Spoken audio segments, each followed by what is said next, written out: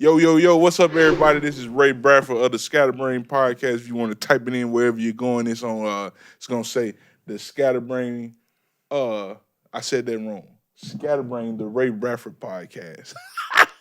I get my own name wrong every week. Hey, but it is Scatterbrain, the Ray Bradford podcast, man. I got a special guest today, but before I introduce my guest, like, subscribe if you're on YouTube, if you're on Apple Podcasts, Spotify, whatever you listen to your podcast, please download it. We love your support. Comment, like, share, whatever you do. So I want to hear from you. I will try to comment back. A lot of times I be moving, and then I be getting caught up in that app too much, and then I had to get up out of it because it bring me down. I don't need to be down. I want to stay up. But yeah, do all that stuff, man. We are at the lovely Smash and Company. If you need any podcasts, any audio, any video, any photography, anything in your creative needs of your content, contact us at smashandco.co and let us know what you need, and we would gladly facilitate you down here in Hattiesburg, Mississippi. I'm going to introduce my guest now. My OG. I call him my OG. He saved me last year in a situation. He probably don't even remember this. We were standing on Bourbon Street in New Orleans. I remember. And I was about to lose my shit. And he was like, bro, you got to realize, is this fight really worth fighting? Woo, man, because I was about to doggone take it there, man. I was going to go to 10. But ever since he told me that, it always stuck with me, man. And then I play music with him every weekend. He's a keyboard player, bass player, probably a drummer. I ain't just seen him play drums, but I'm sure he plays drums. A mental health advocate, a father, good father too, man. He would walk off the gig to go handle his kids, and I respect that more than he would ever know. My guest today is the Kelvin McMorris. How you doing today, brother? Blessed, man. Wonderful. That's good, man. I'm glad you drove up from Moss Point. Moss Point, man. He is from Moss Point, Mississippi, for everybody. The home, I don't want to say the home, but the home of Devin Booker, my second favorite player in the NBA, by the way. Yes, sir. Man, how you feeling mentally today, man? Mentally, I say about a 8.5, but I'm going to add 2 to you. Emotionally, I'm on a 10. Ooh. Spiritually, I'm on a 12. Hey, boy, Yes, sir. You open up the gates then, man. Yes, sir. What got you, spiritually, what got you on a 12, man? Learning and understanding what this is all about. Actually feeling it, and it makes sense to me. You know, as far as, God and the collective of us as human beings and the whole thing, and understanding we're all one and we need each other. Mm-hmm. As much as I want to be an individual and all this stuff and do my own thing, I couldn't express my views or anything if it wasn't for you and your platform and you allowing me to grace this space and just say my little piece and add to the collective. Yeah. We're all in this together. And man, just knowing and understanding that, and those new revelations that because I get on deep dives and I go left, but just knowing and understanding what this is really all about, man, it's just, I can't get enough of it, man. I'm full of joy, full of happiness, man. I see things differently. New revelations every day seem like it's just good spot. Any books or YouTube videos or that helped you get to this that we can give to people? One person that's been consistent through my whole journey actually is Iyanla Vanzant. Her whole story, her book, Piece from Broken Pieces, was one of the best, I want to say reads because I do a lot of audio booking, but that was probably one of the best audio books for my spiritual and emotional growth. And as far as mental health too. That one book, and you know, and I'll say this, even though I know he's been in a lot of controversy as of late, but Will Smith's book, great book, great book. There was one spot in there that opened my understanding so much when he was planning. He said he started planning Jada's 40th birthday party when she was 37. So he wanted to go all out. He was going to the extreme. But it ended up, it was like the worst thing he could have ever done for him. She said that was the worst or the biggest display of his ego that she had ever seen. Oh, I see. She said it on the red table. Yeah. And he came to the conclusion and said, well, you know, my job is not to make you happy. I'm going to stop trying to make you happy. I'm going to go and make myself happy. You go back and you make yourself happy, and then we'll come back together and see what we got. And then when I heard that about a year and a half, whenever that book first came out, whenever I heard that, I said, you know what? He got a point. I'm no good to nobody if I ain't happy myself. Ooh. So I decided at that point, I said, you know what? I'm going to find out what happy looks like to me. You know, and as musicians, you know, we get so caught up in our craft and just being a musician that we forget that we're human beings. And like, I didn't know what I liked. I didn't know what clothes I liked to wear. I had no definition of myself outside of being a musician. Because everybody, it bothered me sometimes. Like every time somebody would see me, oh, you still doing music? And that made me ask the question, is that all you see me as? You saying that's open. It's gonna open the door. Okay. And then how I wrote this down to ask too. That's crazy. I think what we do is one of the harshest like career paths you could ever take. Because your self-confidence at the end of the day, unless you've built yourself up to be like, I know I'm good, I know I look good, blase, you built yourself up. Everything about what you do is based on, your worth is based on someone else's opinion. And I think it's just harsh, bro. Like, you can have the best plan. You could have went 10 days of playing amazing. I'm talking like Victor Wooten level. And then you get in front of somebody and you play on a level 3. Like, very, and everyone is gonna say, man, he was trash. He was terrible. And it will mess you up. Man. Why you playing music? Or even outside of that, you try to date a girl, meet her parents. I've never experienced it, but I'm saying I've heard stories about this. You're trying to date a girl, you meet her parents. You do what? Music? Like, oh. Bro, so now it's like just devaluing everything I'm doing.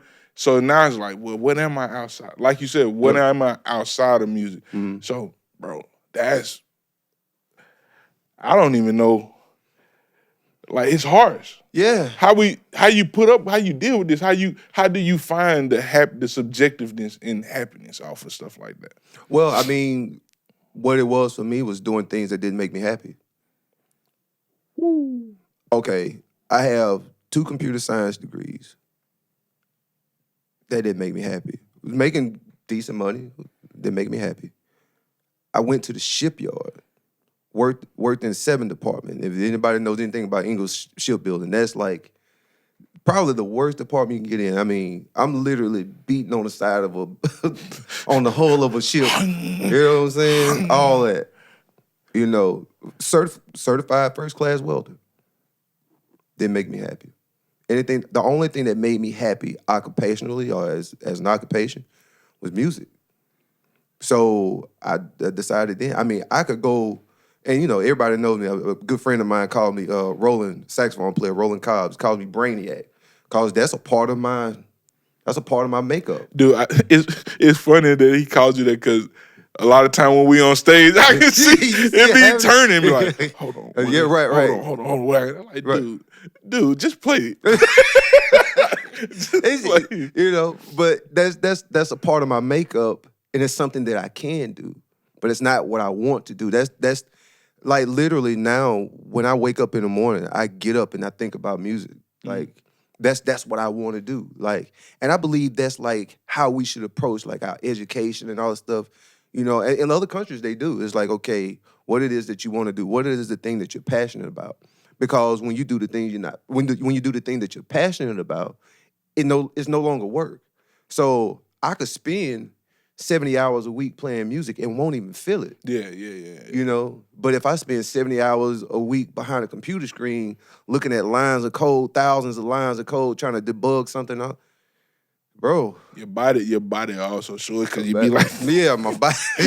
And then, and then my mental health would be in a whole other arena. Mm-hmm. You know, it'd be in a whole different kind of space because I've ignored the thing that made me happy. You know what I'm saying? The thing that makes me want to get up and live. Now, older people will say, oh, you just gotta work. You gotta take care of your family. Mm-hmm. Fuck being happy. Yeah. But like, where do you think the shift happened, man? That it was like, I'm gonna do what fulfills me. Cause it may not even be my purpose, but this fulfills me. When did that shift happen? Just culturally or just for me? Both. Okay. I think culturally it happened when a lot of people started waking up about mental health, and and then the possibilities. I mean, birth of the internet. I mean, it's a whole deep dive on that. But when people started to learn and realize it's like, yo, I can make money doing off the things I want to do, they just said, you know what, forget what people say. I'm gonna just do that. Now, for me, it personally happened. I never forget it. When I was living in Atlanta. I had to be about 19, 20 years old. I was living in Atlanta, and I was working for a telephone company. Got laid off. And I said, but my brother-in-law at the time, we were both into music. And, me being the naturally introverted person that I am, I wasn't out there like that trying to push music and all this stuff. But he was like the go-getter and, whatever. But he showed me that it was possible to carve your own path in that. So I remember I moved back home. 1996 Cavalier, I had my keyboard and stuff, and I drove back home. And I did something as simple as print business cards. I said, you know what, I'm going to create a career for myself. I don't want to do nothing else. You know what I'm saying? I understand I got to eat, so I went and got a job at a clothing store and whatever, just to keep food on the table, whatever. But I know if I put the work in starting here, just by printing business cards, I can, quote, get my name out there and see what happens. And there was a little local music store that sold, like, how you can put CDs at the time, you can put them in your own consignment or whatever. Consignment. Yeah. So I said, look, I just want to place my business cards up here for my little production and whatnot. I do whatnot. Before I knew it, I had a little, what was the little joint? One of the little prepaid Nokia phone. Look, with Snake on it. That was Snake on the joint. 2468. Well, look, man, that little phone started ringing, bro. And, and I'll never forget, I was charging $100 a track. Cause back then, you charging $100 a track locally, you was, Big time. Charging $100 a track, man. I mean, from pre-production all the way down to the vocal, boy, everything. Ooh, boy, that's a lot of work. That's a lot of work. But it got me out there. And before I know it, I was charging $200 a track, $300 a track. And I was able to leave that clothing store job. And the only time I ever went back to work is when I decided to. So it let me know that in my personal experience, it's just like, yo, you can just do it. It's possible, because whatever it is that you have to offer the world is ready to receive it. You just got to find a way to make it happen. It's always a tribe of people that will resonate with you. You got to find your tribe. You just got to find your tribe. Yep. I'm big on that. That's in my journey that I'm on now. That's where I'm in. I'm in, like, bro, just carve out your, even with this podcast, carve out your niche. You may only have 1,000 viewers, but those 1,000 viewers are gonna rock with you. Or like, put out your music. You may have 5,000 listeners, monthly listeners, but those 5,000 monthly listeners, they gonna rock with whatever you put out and carve your tribe out, and you can grow from there. So I'm big on that, man. Like, because, like I said, it's a harsh thing that we career path that we chose. But again, like you say, it's possible. It's just finding it. And then on that, having the type of support system that's going to be behind you, because like in that, you know what I'm saying, you find yourself doubting yourself so much because a lot of times you're paving a path that's uncharted. Not just for you, but for a lot of people in your field. Like at that time, it wasn't a whole bunch of people. I was the only quote mobile studio solution in the spot. That was my niche. Were you in Mississippi at the time? Yeah, I was in Moss Point. Oh, That's what I'm saying. Oh, definitely. I literally, I had one of those big old school chess cases. I had my little mini computer in there with I had the whole system, microphone, little foams and stuff for sound. Recording sound terrible, but you know what I'm saying? They sounded horrible. All the room and man, the AC in it. Oh. We gotta cut that out. Cut the honey, man. Cut the honey. Look, no, turn your AC off. Turn your AC off. I got you. But you know, I traveled with that stuff, man. And my girlfriend at the time, man, she believed in me though. She bought a car that had seats that fold down in the back, because I was going. It wasn't no VSTs then. You know, I had my motif, and I was 88.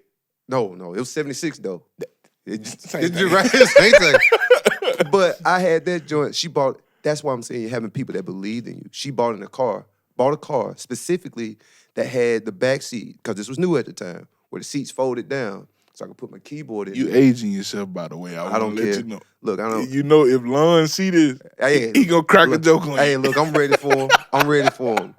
But people need to understand, it's like having that type of support system that's gonna hold you up when you're doubting yourself. I mean, if you think about the word support, that's literally what it means. To hold you up. It holds the structure up. It's support.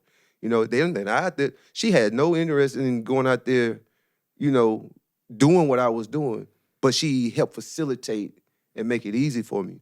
You know what I'm saying? And it was reassuring, like, okay, maybe I can do this, you know? Thank you to whoever that is out there. I look in the camera. He ain't said thank you. I say it for him. Thank you for whoever that was. Yeah. Man, you know, speaking of music, we are musicians. We play music every weekend almost. We're going to the Bahamas to play music this weekend. Yep. I got a big question. It's gonna start a debate. We talked about this in pre-pro. Okay. Which music era is the best for you? See, me knowing you, I know how big of a D'Angelo fan you are. A Tribe Called Quest, all these people. So I know the 90s is near and dear to you, but I also know that you love a good P-Funk. Yes, sir. You love a good James Brown. You love, sir. you know. Yes, so sir. is the 70s or the 90s a better genre of music? And why? You know, De La Soul's whole catalog just came out on Apple Music and streaming. It did. Yes, sir. R.I.P. My boy, I forgot his name, man, but yeah. Yeah. The memory of De La Soul. Yeah. All right, let's dive into this. I honestly think. Ooh, come on now. I'm coming. I honestly think the 70s was better. Here's why I say. My boy. Here's why I say. While I could, as a child of the 80s, I said this early, as a child of the 80s, I have a nostalgic view of the music of the 90s. Like, the very first CD that I ever purchased with my own money was D'Angelo Brown Sugar. Very first one. That album had that much impact on me. I mean, you can tell it in my playing. Like, it's all in there. As much as that era of music had on me, that would not be if it wasn't for the P-Funks and all that stuff. It could not. Think about if George Clinton never got on the Mothership. We would be a messed up country. You know what I'm saying? Messed up world. That's what I'm saying. So it's like if James Brown never said that I'm black and I'm proud. Ooh. If Aretha Franklin never said for you to think. What they trying to do to me? Look, Lord, I mean, so if we get rid of the whole golden era of Stevie Wonder, Talking Book, Inner Visions, Music of My Mind, Songs in the Key of Life. if those four, in my opinion, if those four albums that it doesn't exist, the latter half of the R&B of the '90s don't. If those four, just think about it. The last half of the '90s, what came out? You had Brown Sugar, you had Baduism, you had Maxwell. What's the first one? Ascension? That's the one with Ascension. So that's the that the album with that on there. I thought it was called the title was Ascension. I may be tripping. No, it's called Maxwell. No, I'm thinking that's Urban Hangout, something like that. Okay. Urban Hangout Suite. That never comes out. You literally don't have the neo soul movement at all. You think they stem from the Stevie? They Cat book, Stevie book? D'Angelo literally played on the same roads that that Stevie Wonder played at what's the lady? Electric Lady. Literally played on the same roads. It doesn't have the mystique that it has now. Like right now, all these drummers, if we locked in a groove. Clyde Stubblefield. Look, hip hop doesn't exist without Clyde. If funky drummers never made 80% of the old school hip hop, I just learned. I was just telling you this Saturday about the funky drummers' relation to bounce music in New Orleans. Because, ladies and gentlemen, I am on a trap binge right now. I've denied this music for so long, but I'm starting to appreciate the bounce and the trap and all this stuff. So, yeah. But that's another conversation we're gonna have today too, because I'm a baby of trap music. Yeah. You just put me on some this weekend too, but you know, hey, Mom, I'm sorry, but I think I like 3 6 Mafia now. I'm sorry, but I'm saying that without the impact of the music of the '70s and how hard it hit our culture and what it meant to us as a people. Those are the mothers and fathers of the people that made the music in the '90s. True. You know what I'm saying? If it wasn't for their record collection, you wouldn't have that music. They wouldn't understand the harmonies and stuff like that. I mean, listen to songs in the key of life. I mean, a world loves in the need of love today. Man, the vocal harmony structures on that. Man, that song, dude. That song there, dude. First song on the album, bro. Dude, that song there, man. Just off of Stevie, his solo.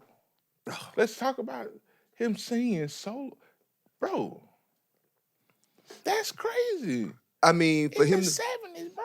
But you know what the amazing thing to me about Stevie at that era was his ability to make, basically it's just gospel music palatable to a massive audience. Listen to all the runs and all the inflections that Stevie used in his singing. Go before that, you don't hear a whole bunch of that.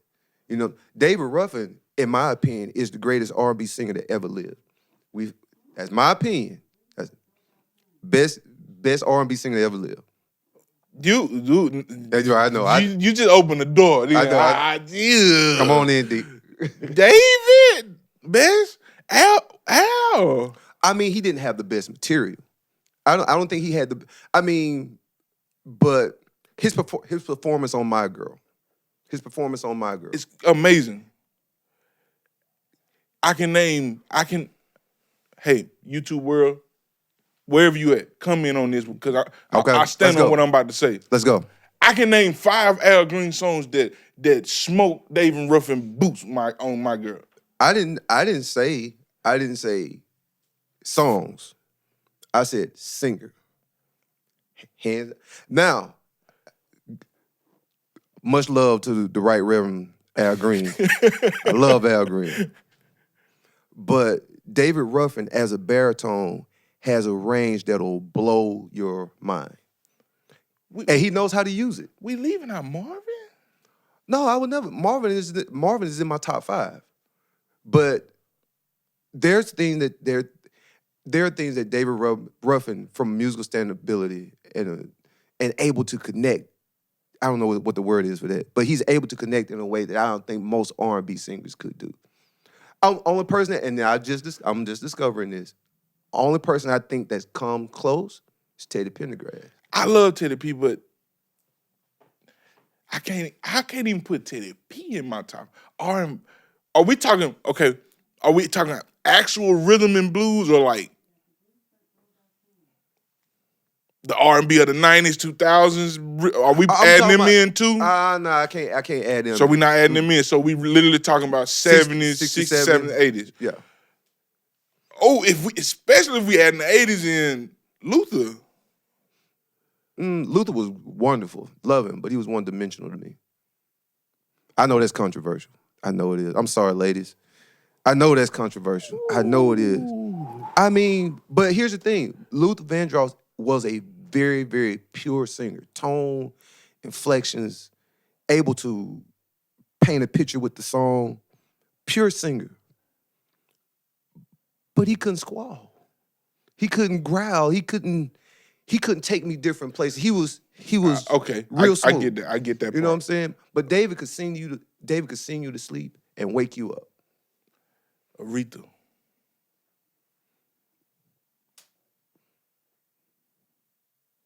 You ever heard her sing? I would say David Ruffin is the best male R&B singer. Let me amend that statement, Doc. Let me amend that statement. You ever heard her sing That's Life? No, no, but bro. But I've heard her sing some performances of Ain't No Way that had me curled up on the carpet in the fetal position, just like whoever that was, I'm sorry for him. I'm sorry for him. Like, good God. You know, somebody else. Mm-hmm. Somebody else. Mm-hmm. Ray Charles. Very slept on vocally. Very slept on vocally. We'll sing you under a table, man. Hey. Now you're going to have me digging in my crates now, man. Ray Charles, man. Saxophone player, too. Hard bop. That's it. Yes, sir. I'm going to send you a YouTube clip. Of him playing saxophone? Ray Charles playing saxophone. I got it. And, you know, but you know, he wasn't, like, proficient like Bird. Yeah. But you could hear it. You could hear the ideas, what he was trying to do, where he was trying to go. Just as flexible on that horn as he is vocally. Hard bop. Bro. That's new to me because that's my favorite. That's my favorite artist of all time. Oh yeah, I can see that. It's my favorite artist of all time. Like how you said David can sing you to sleep and wake you up. Like not only could Ray Charles to me sing you to sleep, wake you up. Mm. He could play he could play beautifully. And then if it got rough, he could read in there too. And musical ability of just like the songs he chose to play. Georgia on my mind, bro. Have you ever, it's a live performance, they call it the remix or whatever. Mm-hmm. Have you ever, where he playing like Rose? Mm-mm. Or Whirly. He playing Whirly. He most likely playing a Whirly. Playing Whirly. Bro, when I tell you. Please send me that. Woo, please send me that. Bro, this finna sound sacrilegious what I'm about to say. Because I believe that Stevie, top tier. Mm-hmm. Quincy Jones, Stevie Wonder, they up here to me. Mm-hmm. But I think Ray Charles is like, bro, up here. Okay. I believe Ray Charles is, because you remember now, the term rhythm and blues was not created before Ray Charles. Let's put that out there. I believe Ray Charles is to, I'm gonna get it back. I believe Ray Charles is to R&B what Little Richard was to rock and roll. Woo! Let that sink in. Woo! Let that sink in. The architect, Doc. The architect.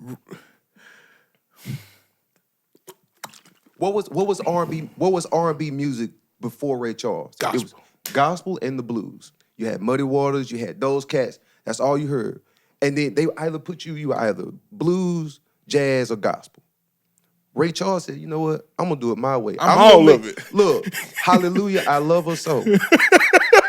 Look, took a go.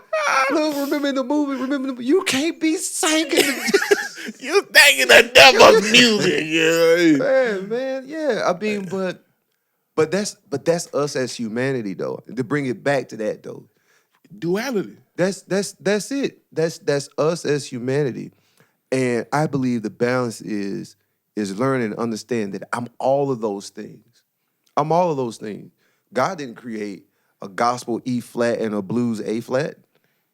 Because if you look at it from a frequency perspective, if I play the A flat in the church and the A flat in the club, it's going to resonate the same way. Oh, Shabado. But what I do believe, though, what separates the music, what I believe separates the music is the artist's intentions. The heart. The heart. Heart at all. That's the heart got to be right, man. So if I'm in church, and say for instance, it's the pastors and the first lady's anniversary, I am not finna play Amazing Grace while they are celebrating their wedding anniversary and we celebrating them. I'm gonna play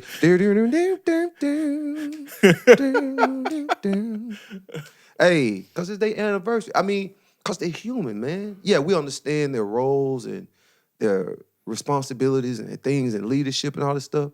But if we're honoring them as a couple, I'm trying to help them set a tone on their night. You keeping it PG. Hey, I'm gonna go already. They not going home and having sex to Amazing Grace. Not at all. Not at all. If you is, you're a weirdo. Hey, bro. We need to go. We need to put you in some type of counseling. We need to be asking you about your emotions, your mental health. Hey, on, bro. I don't think God wants you to have sex to a song that's reverencing Him. Nah, bro. I understand the revelation of worship is like that making consummating with your wife is like worship, but I don't think we're gonna leave that alone. But the 70s and the 90s. So I'm gonna give. I was born 89. So I caught the tail end of it. When I was I really didn't pay attention to the 90s till I probably got to college. Mm-hmm. But I was raised in the 90s though, right? Mm-hmm. But I always resonated more with the 70s. Just from cause playing live music, so I was like, man, this is not knowing that a lot of those records in the 90s and the 2000s, the samples was of people playing, but I always resonated with like a James Brown or like stuff like that. So that music to me, it's like I see that high reverence. But but you also got to think about the other thing that separates the music from the 70s and the 90s is in the 70s you didn't have the technology, because now in the 90s, yeah, they sampled those records, but now it's processed through an MPC, it's quantized and all that stuff. All the human elements have been taken out of it. Clyde Stubblefield, as dope as he wasn't the whole time. That band, it was ebbs and flows and the band was in there playing all together. It even sounds different in the mics with the mic bleeds and all that stuff. Yeah, so it's an ebb and flow. But if everything just click, click, click, like in the 90s, I mean, and I'm gonna say this, I'm gonna be careful, but I'm gonna nudge it in there. Like in my opinion, arguably, the best male singer of the 90s is Casey Haley. That joke, I know. I can't argue that one. I love Casey. But I would sometimes imagine if Casey Haley was with like P-Funk back in the 70s. Bro. He would have been Glenn. My point. So I think I see the Mothership coming. Yes, sir. Woo! Don't start me, D. Don't start me. But that's what I'm saying. Is that the 70s, they had that, it's almost like earth tones, like, as far as the colors, like it feels more inviting, you know what I'm saying? As opposed to something that's like very stark and harsh, you know what I'm saying? Like, because in the 90s, you had everything on the quantized, on the metronome, everything's quantized, and it sounds great, but it's missing something. That's just like when everything started going from analog to digital. You had some people that just wouldn't go because it didn't sound the same. It didn't. I mean, but now it's better. Yeah, but in the early 90s, it was just like some of this technology, man. I wish they had it in the 70s. I ain't gonna lie. I listen to I think P-Funk is in my top 3 bands of all time. They record sound horrible. But they recording sound horrible, man. Mixes trash. And one of the people who used to engineer some of their sessions is now arguably one of gospel's greatest mix engineers. His name's John Yash. Okay, yeah. Look him up.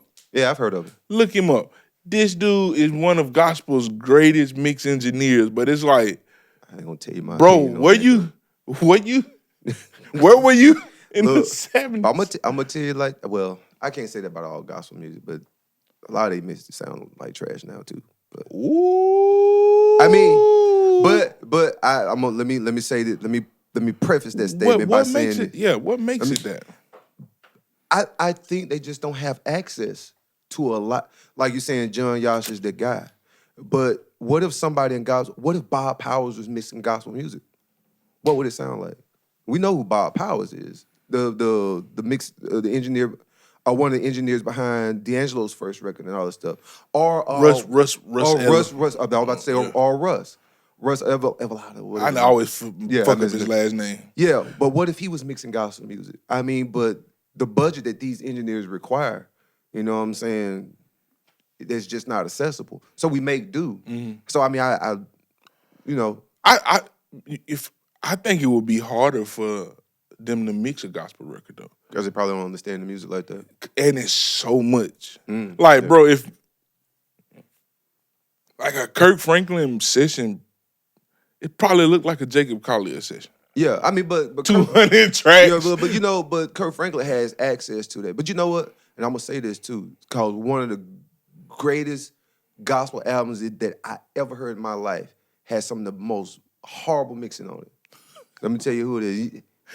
You're gonna go back and listen to this when I say it too. Fred Hammond, Pages of Life. Some of the worst mixing ever. I said it. Okay. On the second CD, listen to Let the Praise Begin. You don't hear the snare drum. You don't. I mean, because after a while, after everything started building up, it's just implied. You know it's there, but you don't hear it.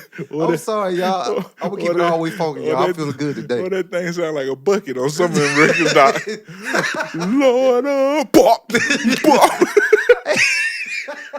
Shut up, Raymond. Hey. I do not want to lose any gigs. Fred Hammond. If you see me play bass and you like me playing bass, I love your music. Fred, you're a musical genius, bro. But your mixes was trash. It was the 90s. It was the late 90s. I didn't understand. Look, I was bopping this joint hard, too. You know something, bro? Man, Jeff put me on this. Was it Jeff? I think me and Jeff had talked about this one time. I can't remember who it was, but I think it was Jeff. You can even go back to the 70s and listen to popular records of the 70s. Like listen to popular like pop songs or R&B songs. And then listen to a popular gospel song mix. Night and day, bro. Oh, yeah. Night and day. Or go listen to like a Walter Hawkins song and then go listen to like a Whitney Houston song. Bro, the mix is just night and day, bro. I mean, but you know, but that's like with our people, like what we've had to do. We've always had to make do. We always had to figure out something. I mean, I'm telling you, you haven't been baptized in the lake of Minnetonka if you ain't had to splice two cables together on the gig, if you ask me. Ooh. Like, look, you know what I'm talking about? Look, hey, I'll be right with you. If you ain't had to splice two cables, but we've always had to make do, you know what I'm saying? We didn't have access to Potex and Neves and all that stuff. A lot of times the stuff was recorded in people's church. True. And they just had the system that they had, and they did what they could do.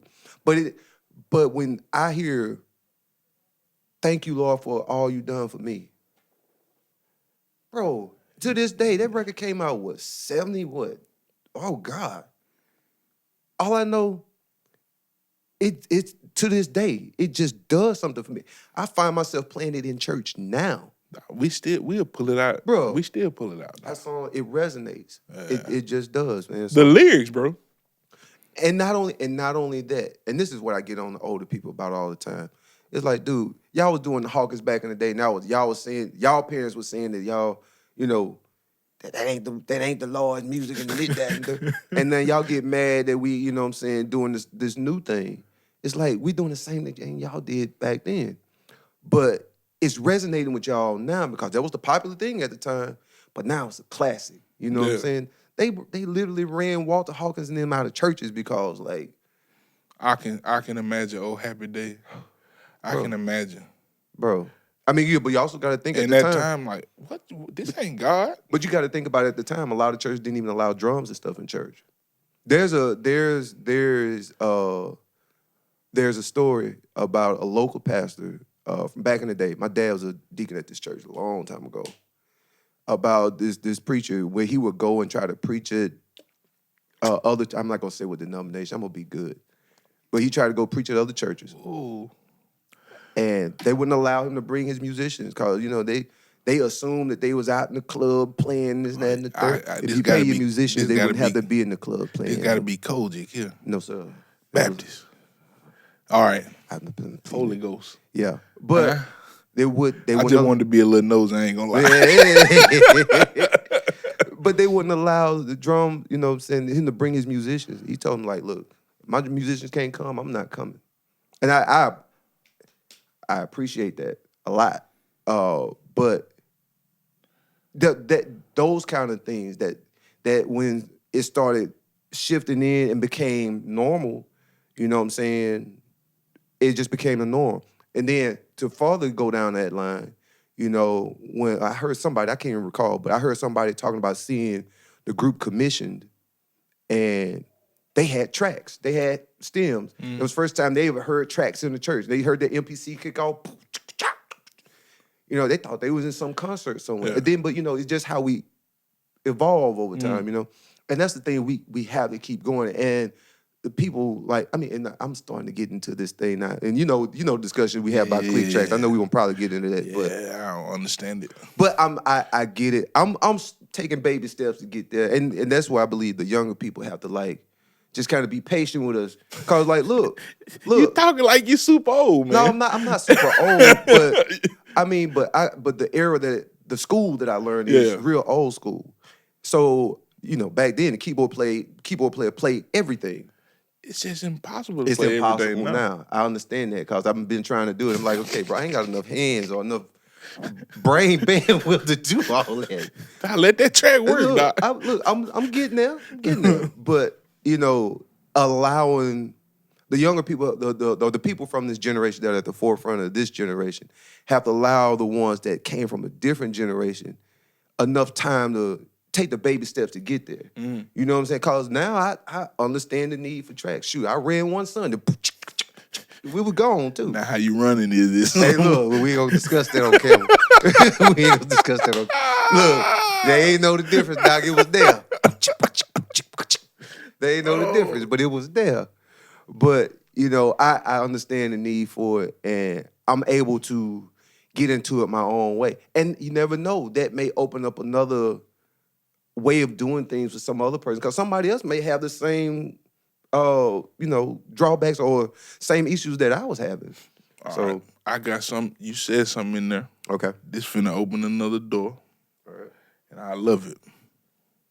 You said if you paid your musicians, they wouldn't have to play in the club. Come on, let's talk. Nah, Kevin. I am all for the churches paying us, right? Mm-hmm. But do we want the church to pay us to where we live off the church, or do you want a fair salary, a fair pay? What we going for here? Okay. It's two parts to that answer for me. I believe it should be fair salary. You know what I'm saying? There's no way in the world I'm going to ask for a full-time salary at a storefront church. Mm-hmm. Okay? And at the same time, if you as a musician, and I know some musicians like this, cold musicians will not play anything but gospel. I got some homies like that too. I respect it. You're going to have to play at 3-4 churches, D. You're gonna have to get on. You're gonna have to go and work. Just like some people work in the fast food industry, they got to work 2 and 3 jobs to take care of their family. Mm-hmm. You're gonna have to play at 2 or 3 different churches, sir. Like, you're gonna have to do it, you know. But I think that the church as a whole, if long as you're doing as the best you can, and we come up with agreement that I can agree to, like I play at a church right now. One of them, they only pay me $150 a Sunday. That's fine by me. I know they're doing the best that they can. Mm-hmm. You know what I'm saying? So what I do is I stack them on, do what I got to do to make it happen. Mm-hmm. You know what I'm saying? Plus, I do other stuff. So they know that Look, if they having a wedding in New Orleans or whatnot, I play on Bourbon Street every week. They know. Look, it don't get no worse.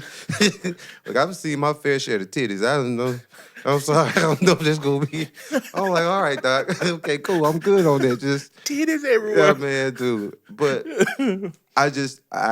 you have to do what you have to do. And that again goes to you knowing who you are and you being who you are everywhere you go. You know what I'm saying? Just because I see that stuff don't mean I have to partake. I have a strict rule about myself on Bourbon Street. I literally come in there in time enough to do the gig, set up, play the gig, leave the gig, go home. Because you know if you stay too long. I know if I stay too long, I'm going to be left to my own vices. And I can't have that. Gonna be in there drinking. Look, for me being the person that I am. In there rubbing up some. Hey.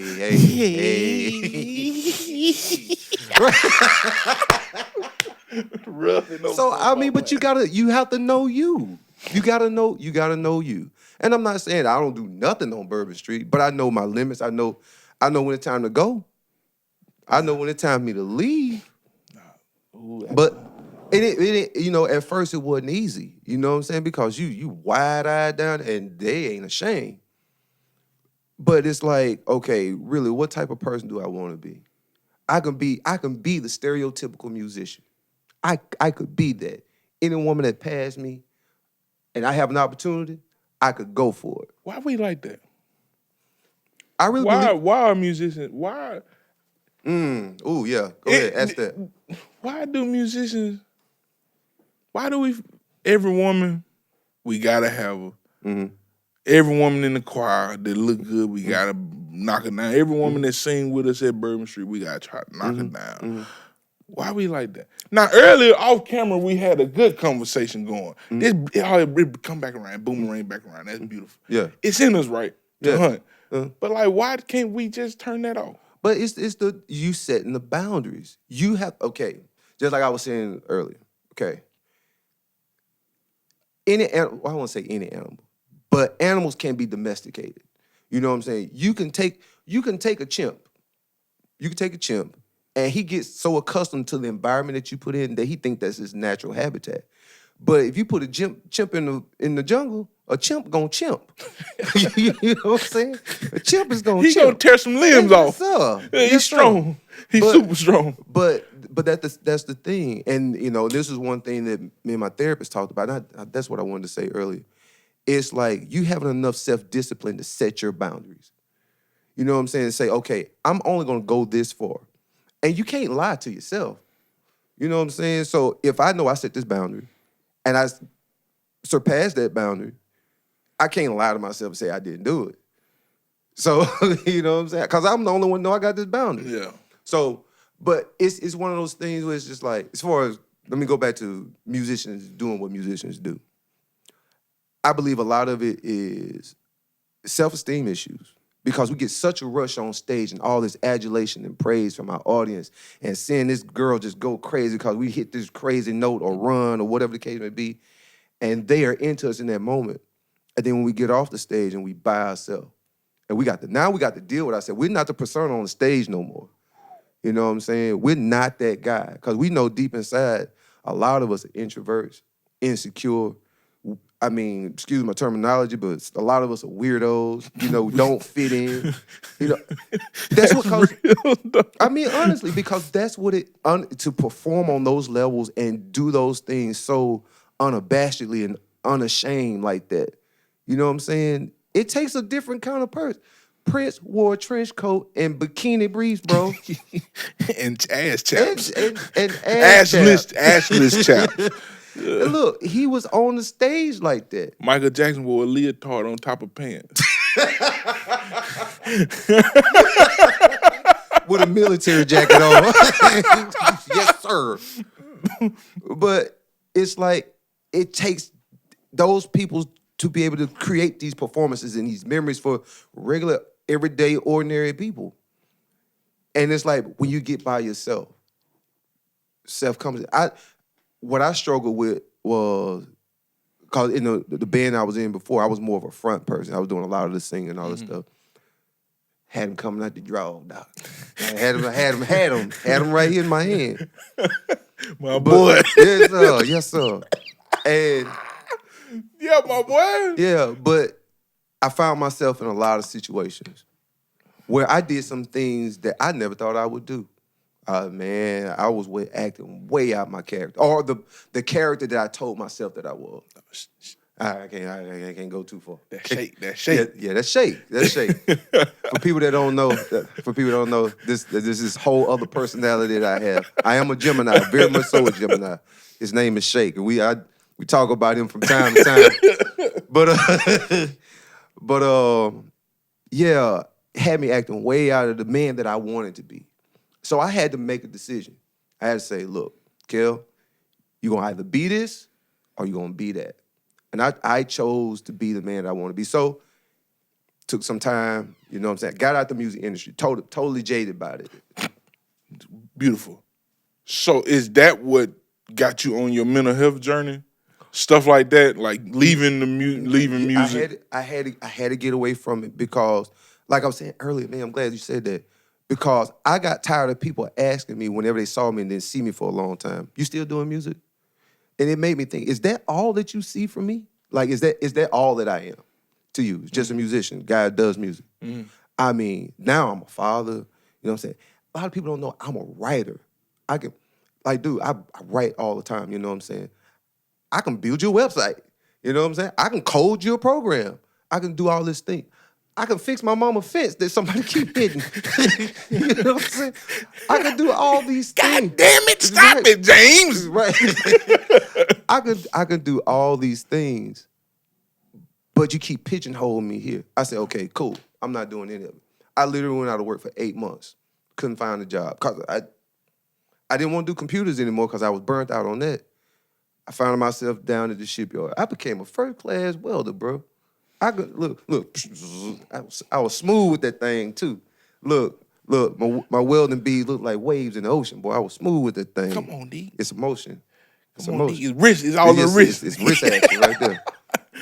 But anyway, yeah. So, but while I was working there, they offered in the benefit program, they offered where you can get like so many free sessions counseling. I'm like, man, ain't nothing wrong with me. I'm gonna take it cause it's free.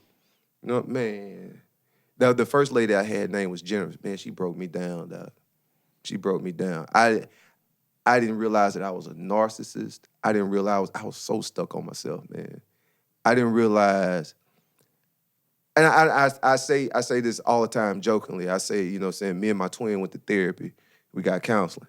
You know, so I'm a reformed Gemini. You know what I'm saying?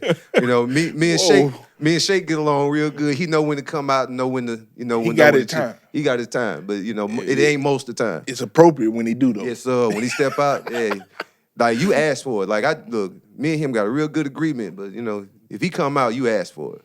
So, but yeah, that's what started my journey into mental health and really being real with myself. Like, you know, you cannot lie to yourself. I mean, you can lie to everybody else. You can't lie to yourself. When you go home, you got to deal with yourself. That mirror only show back one way. Ooh, tough. Look, that thing tough, dog. It's easy to look out a window, but that mirror only show one way, bro. That mirror, how you ready to break it, dog? And then who at fault if you break the mirror? Because if you turn around and see another mirror, guess what? It's gonna show you the same thing. That mirror, how you ready to break it, dog? Hey, goddamn, I know I ain't that fucked up. That's what I be there. I ain't that fucked up, but then yeah, you is, man. I mean, but so you can choose right then. You can either say that the mirror is lying, or say it's telling the truth and deal with it. I chose to deal with it, man, and it wasn't easy, bro. And you know, just kind of get into the mental health side of it. I ended up, Jennifer lasted a few sessions, but I ended up going to this guy, Tim Reed. I'm almost name dropping because Tim Reed in D'Iberville, Mississippi. I mean, probably one of the best things that changed my life. And then on top of that, I checked myself into a 6-week outpatient program, Sycamore Psychology in Biloxi, Mississippi. Oh shit. Yes, sir. I was dead serious. I was like, I'm not gonna be that guy. And I wanted to know what made me tick. That's why I got into therapy, learning about the type of therapy they offer was cognitive behavioral therapy. The same stuff I told you on Bourbon Street that night. Do you really want to fight this battle? I mean, do you really? I mean, what is it gonna cost you? You're gonna have to expel all this energy and fight it and fight this fight. But what is it gonna do for you at the end? I mean, really, what you gonna get out of it? Man, you know, my young mind was saying, bro, it's just the fact that, like, motherfucker know not to play with I me. know. I know. I get that. Like, don't play with me, bro. Like, it can go there, bro. It is what it is. I get. Okay. Now look. But, like, Look, I get that. the grown man, after you said that, though, and it really set in, like, bro, it ain't no purpose. No. It served no purpose to argue with somebody who really ain't trying to hear you at all anyway. Right. It don't serve a purpose. None whatsoever. I mean, but you know, that one thing, man, dude, that was like in that 6-week program, I was really done in 3 days. Like, that's what they started talking about, like the third day.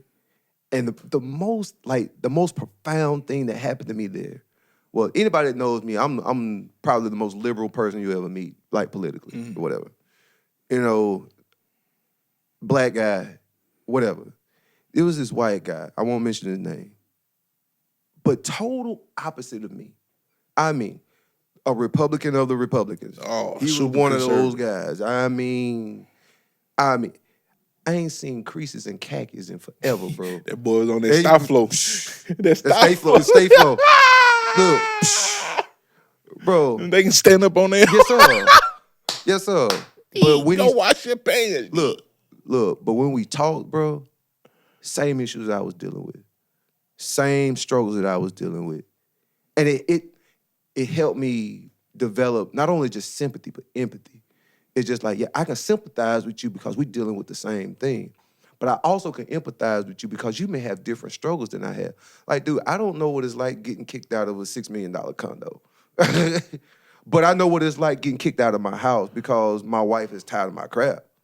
You know what I'm saying? Or at least I know what it's like. Same struggle. Same struggle. Same struggle. So, but we talked about that earlier too. But it's that those just life-changing moments for me, man. And it just made me say, like, yo, I don't have to be that musician. I can be a musician that's faithful in a relationship. Like, that ain't many of us, man. That ain't many, no. That ain't many of us. But I think if we change the conversation, it could be. Is it because of the fact that we got access to it? Man, ooh, man. Yeah. So women would be like, musicians don't do nothing but cheat. Mm-hmm. They blase. But the whole time, like, you chasing me. That part. I ain't approach you. But I can tell you. Look at her. Like, here. Or you a musician. Ooh, I hate to say this. Or you like a musician groupie. Bro, I can if all I know you mess with is musicians. Just but ooh. Especially if you're on this particular circuit. And there's a number of the bands that come through, and you all know that y'all all coming through there. And the same women pop up. And how you feel when you find out one of the boys that you know that coming through there also with the same chick that you've been, man. How low do you think what do you think that does for your self-esteem and your, bro, I done seen it all, bro. I just, with that kind of stuff, I done seen it. And it be like, what? I be thinking like, who really at fault in this situation? Both of y'all at fault. I mean, you crazy for thinking that she ain't seen these other dudes, and she crazy for seeing everybody. Like, good God. Hey. I mean, but it's a real thing, and it all boils down to people just want to be wanted and appreciated. You know what I'm saying? Man, that's crazy. Because at the end of the day, that's what it is. How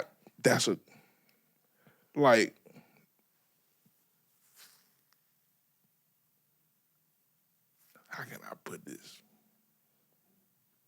Does it? You know, everybody say, man, I don't care what nobody think about me or blase. Mm-hmm. But at the end of the day, like, we really do.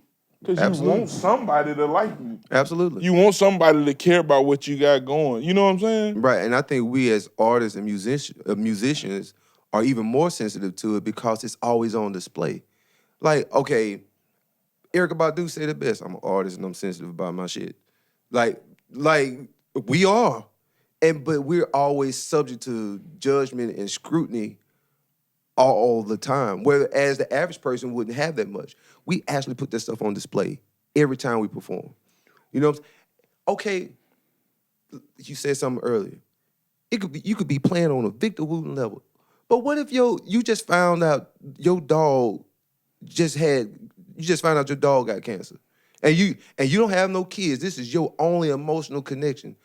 I'm not finna play the greatest. Like, dude, my son struggles with autism. There have been times we've been on stage and I got my phone up there, because I got to stay aware of what's going on. And I see it. Dad. I know this is a trigger. He need help. Mm-hmm.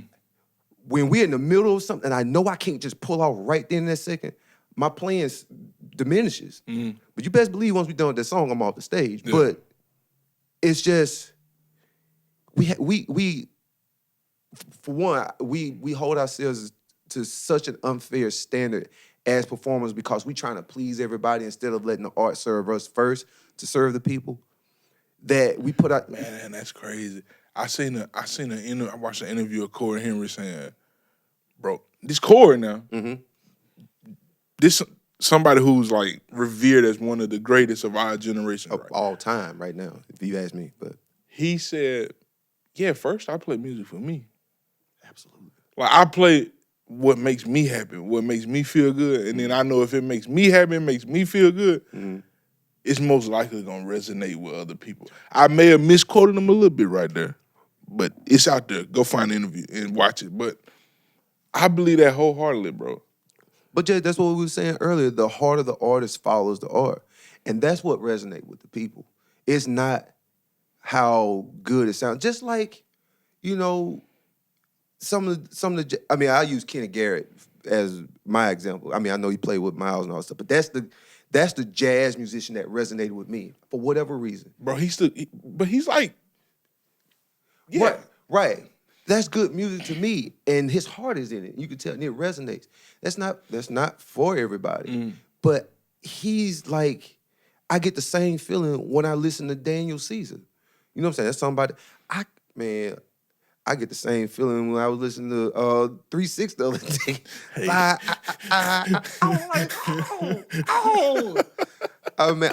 It's been a trip rediscovering all this stuff, but the heart of the artist is following that stuff. You know what I'm saying? They don't care. Because from using 3-6, when they wrote It's Hard Out Here for a Pimp, man, bro, when I first watched Hustle and Flow, I ain't understand. Hey, man. Hey, man. Hey, man. Hey. Skinny, man. Hey, Don't tell me you threw that on the floor, man. Skinny, man. Please just tell me that fell, man. Look, Skinny. Hey, look. Skinny, man. Hey, Terrence Howard, if you ever see this, bro, look, when I tell you, man, I believed you, man. I believed you. I felt hurt. I felt hurt when you found the dude, bro. Hey, but he walked up on Lou. Skinny, man, skinny. Come on, man. Skinny, man. Tell me it fails, skinny, man. I ain't gonna be doing this for you when we out on tours. But when the heart of it though, you could tell that wasn't no acting. They wrote that from a real place, bro. Yeah. And it bothered. When they first won the Academy Award, it bothered me. Like, how in the world could that song win an Oscar? Then I listened to it, and I got into the heart of it. I was like, it's that old country black church. Yes, sir. It's just feeling raw emotion. Yes, sir. But they polished it up. But it was that. There. It was that. Yeah. Absolutely. Man, you said something earlier that I've been wanting to talk to somebody about. Mm-hmm. And I had told myself that I was going to go on a deep dive with this so I could present it to people the right way. Mm-hmm. But I really believe, because, it's a separation in black church and jazz. A black church musician and jazz. Mm-hmm. Black church musicians always say, we can't understand jazz. We don't, man, what is that? Blase, blase. Unless you like a Corey Henry level. Right. Gospel musician growing up in that. Those people, they connect with it. But most black church musicians will not vibe with jazz, right? I'm talking like Oscar. These people. Yeah, the GOATs. The GOATs. Miles or whatever, right? Mm-hmm. But I don't think we even realize that, like, it's the same thing. It's the same thing, bro. I was talking to Dino. I was trying to prove to Dino one day, like, bro, we play 3-6-2-5 in church. Yes, sir. It ain't no different. It ain't no different. Like, you saying, hey man, I'm gonna play a 7-3-6. It's just a minor 2-5-1. Right. It's like, bro, we have to connect because jazz is us, man. I'm gonna mess you up what I'm about to say in a second, but go ahead. Jazz is us. It's our music, and that's a culture we can't let die. Absolutely not. That's a culture we just can't let die. We let. I don't want to go too far, but it's a lot of music influence that we started that we let go by the wayside, bro. But that music is us, man. And why don't gospel musicians understand that we playing the same thing? I'm gonna tell you, it's two-way. It's two-way. One, I believe from the jazz perspective, jazz musicians are jealous that a lot of the gospel musicians got it honest. And a lot of the gospel musicians got issue with jazz musicians because they can't read or understand technically what they're doing. There's a guitar player I know right now will play the frets off the thing. That Negro in this control room. I ain't talking about that one. That Negro can, bro. I know. Bro. I've heard that him. That Negro ain't played guitar in probably 10 years. Like, literally, bro, will pick that mug up and outplay a lot of fools who got degrees in jazz, bro. Look, let me tell you about that one cat. He couldn't tell you the difference between an E flat and an F. But we'll outplay you just off of feeling and all this. I mean, jazz chops for days. Look, Daryl. He said that I didn't. Look, Daryl. Daryl is bro. A killer, bro. Bro, it's. I mean, every time I hear dude play, my mouth is just on the floor, like. But and I would tell him all the time, I said, if you only understood what it is that you're doing, the connections that you could make on it. And I'm not speaking on him specifically, but with the gospel musician talking about the jazz, it's just they can't communicate. You know what I'm saying? If I say, hey, look, we're gonna do, such and such a chorus, whatever, but you know what I'm saying, but on the 5, I want you to play flat 7 raised 9 or flat 9 raised 7, whatever degrees I got to, they look at me like I'm crazy. Bro. And if they would only just take that elementary knowledge of it, it's not that hard. And just apply. It's a pride thing. I know you could play. Bro. But the crazy part is, like you can, man.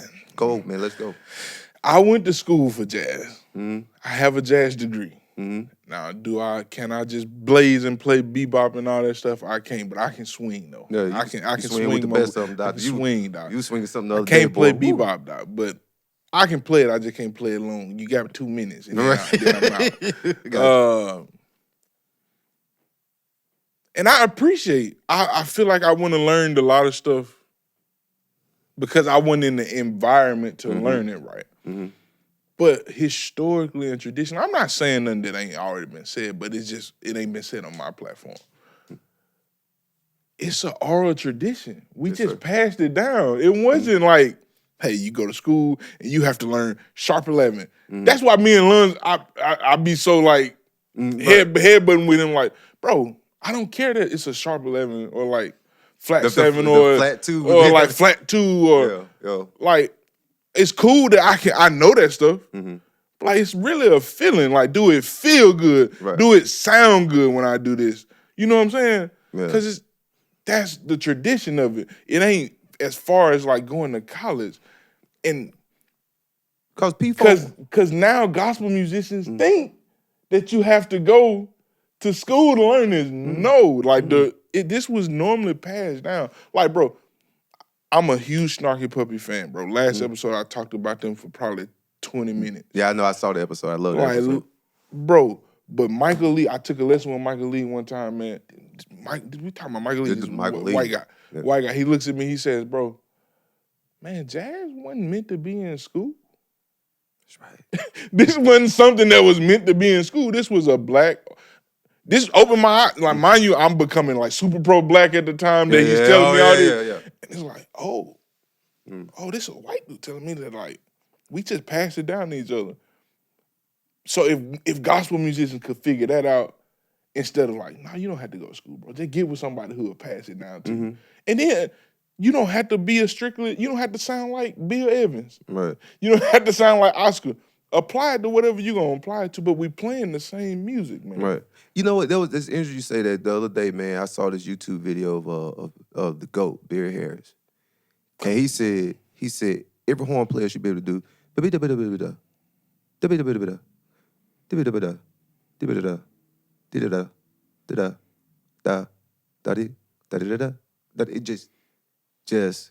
because he was going down a bebop scale, but he was just saying every horn player should be able to do. I mean, in the setting, it was just like how it used to be back in the day when we was doing sheds, when we was shedding and we wasn't just playing shout music for 45 minutes to an hour. We would actually sit, bro, what's that chord you just played? Show me how you did that and all this stuff. How do you get that? What are those passing chords? Why? That was the only. Oh, I'm gonna mess my story up. But for the longest, I could only play in E flat and A flat, bro. But it wasn't until I was in a shed and somebody said, "Look, if you think about it like this, B flat is E flat with just one less flat. You start here." Open my eyes. I was like, he said, dude, I couldn't play in C. Whatever that meant. Oh, God. I was real young too. Okay, I was real young. okay. I wasn't a teenager, but I was real young. I couldn't play in C. I could play at A minor. I didn't know. Because I didn't know if you just went up a couple steps, you got C major. It's the same thing. I didn't know. But it wasn't until somebody sat me down and said, "Hey, look, we're gonna learn this song. It's in C." I was reaching for the transpose button. He said, "You ain't gotta do nothing. All you have to do is this." I said, "Oh, got you." It wasn't until those kind of things and in those shed sessions and all that stuff. That's why I have this whole love-hate relationship with the shed sessions now. Because we just going in there and we just showing off instead of iron sharpening iron and we learning and you know, because you know me, I ask you in a minute, man, Ray, how you do that on bass? Yeah. I can't do that. I want to know how to do that. And you explain it to me. Okay, cool. I'm going to go home and practice this now.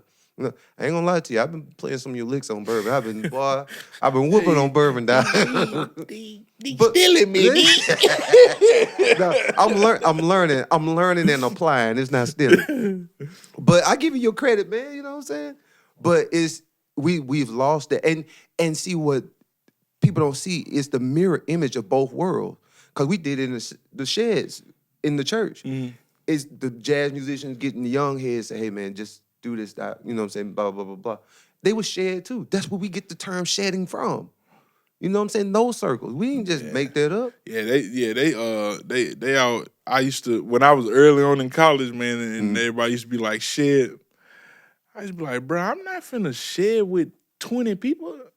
Bro, we can go shed. Me and you can get together and we can shed 4 hours, brother. Right. Like, I'm going to practice. And I'm like, bro, and then I'm not gonna sound good at the shed. That you think I'm gonna sound good, but this is where we struggle and we get. I'm finna sound trash in this shed, but when we get on the show, I'm gonna sound amazing. Right, but then that's where I heard this term.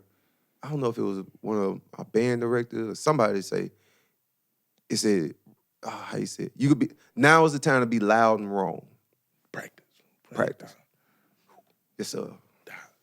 That's a tangent that I just went on, but it was a good tangent. I'm gonna look right here in this camera. I really would love if gospel artists or gospel musicians will understand that you playing jazz. 3625 is 3625. Either way, wherever you at. 1 sharp 4, it's the same. Yep. You playing dominant chords. It's the same, bro. Same thing. It's the same. Bro, it's a song. I'm gonna play it real fast. Bring it up, Doc. I let Dino hear this, man. Dino was like, "Ain't no way." Yeah, ain't no way. For real, bro. This is 1965, bro. I think I told you about that album. Oscar Peterson. Oh, yeah. You talking about that. Oscar Peterson, Days of Wine. Well, we get a request. It's the song called My One and Only Love.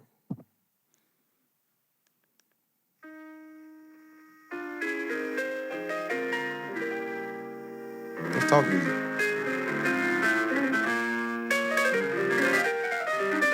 Oscar Peterson too.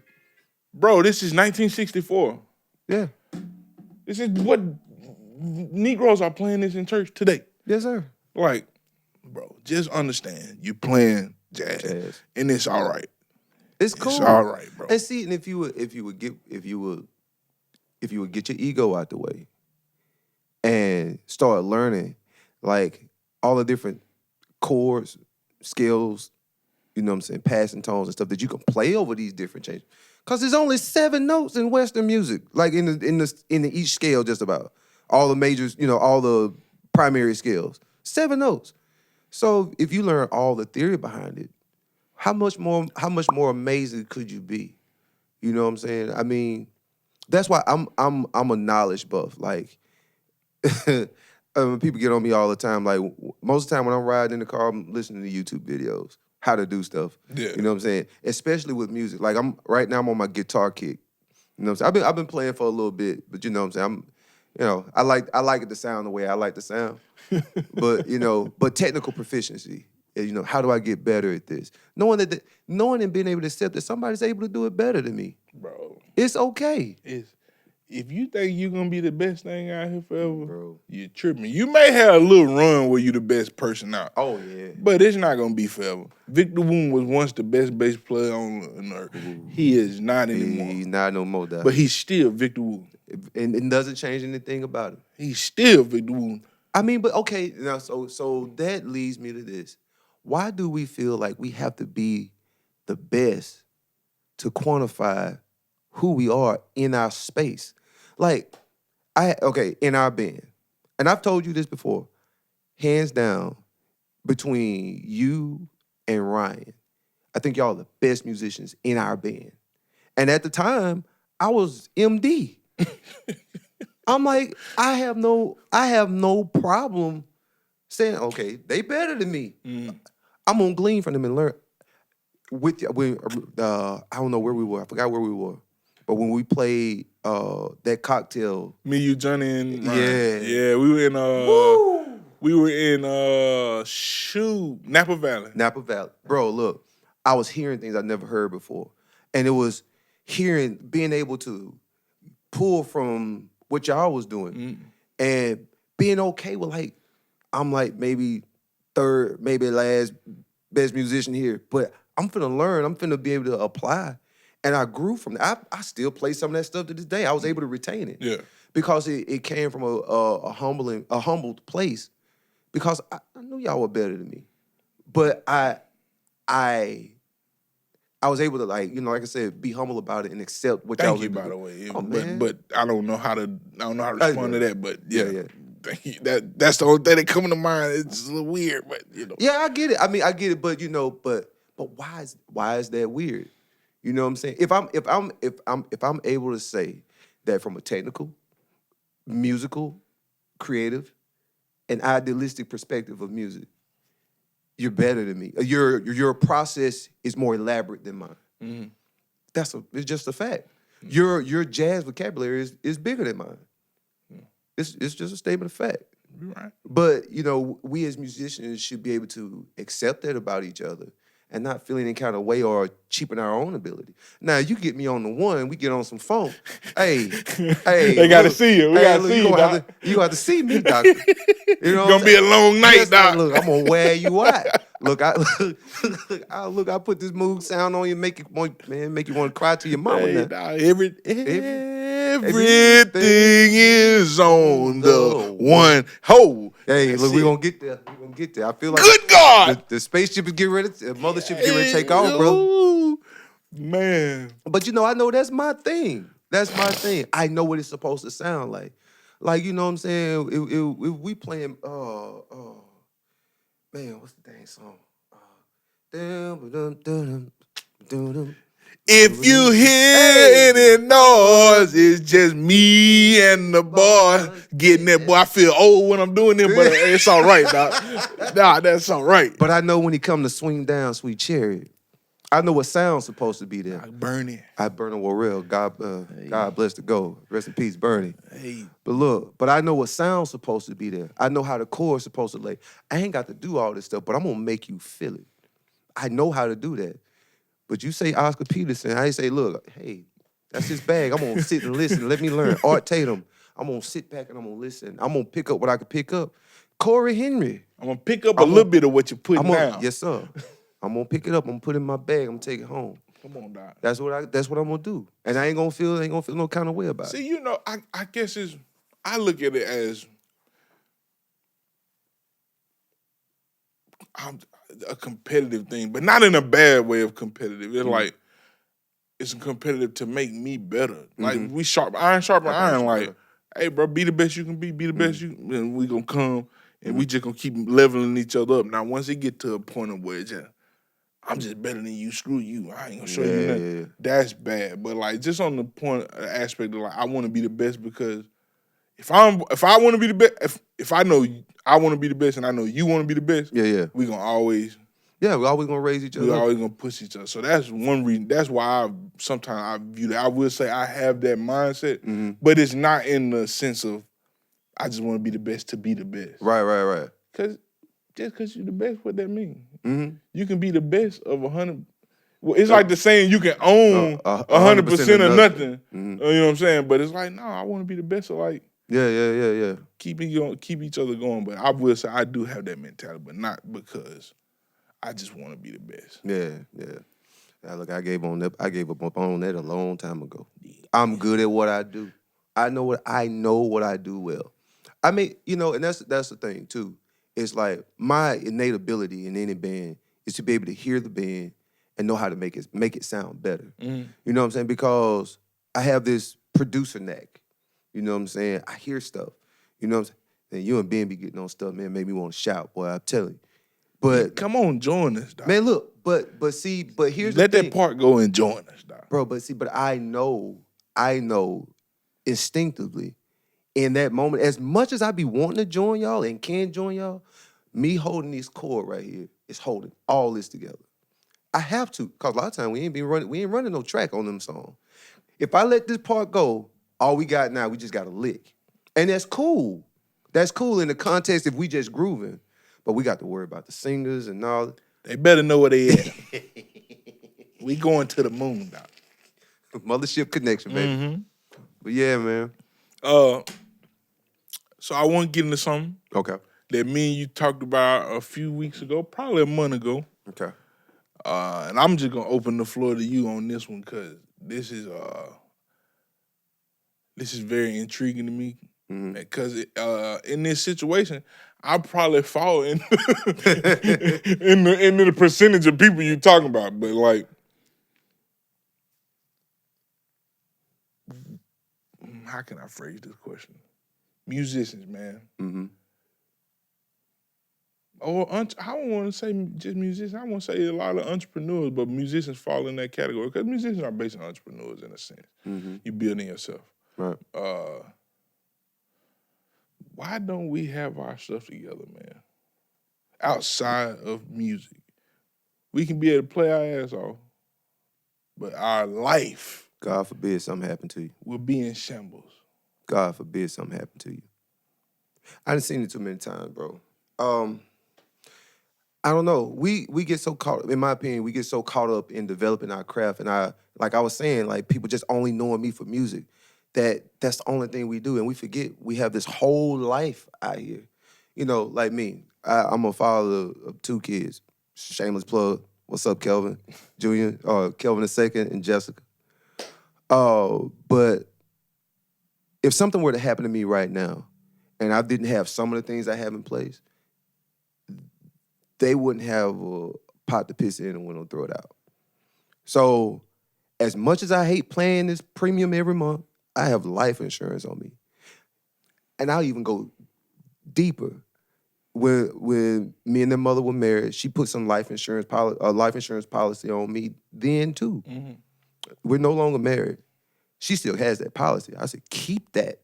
Because God forbid something happened to me.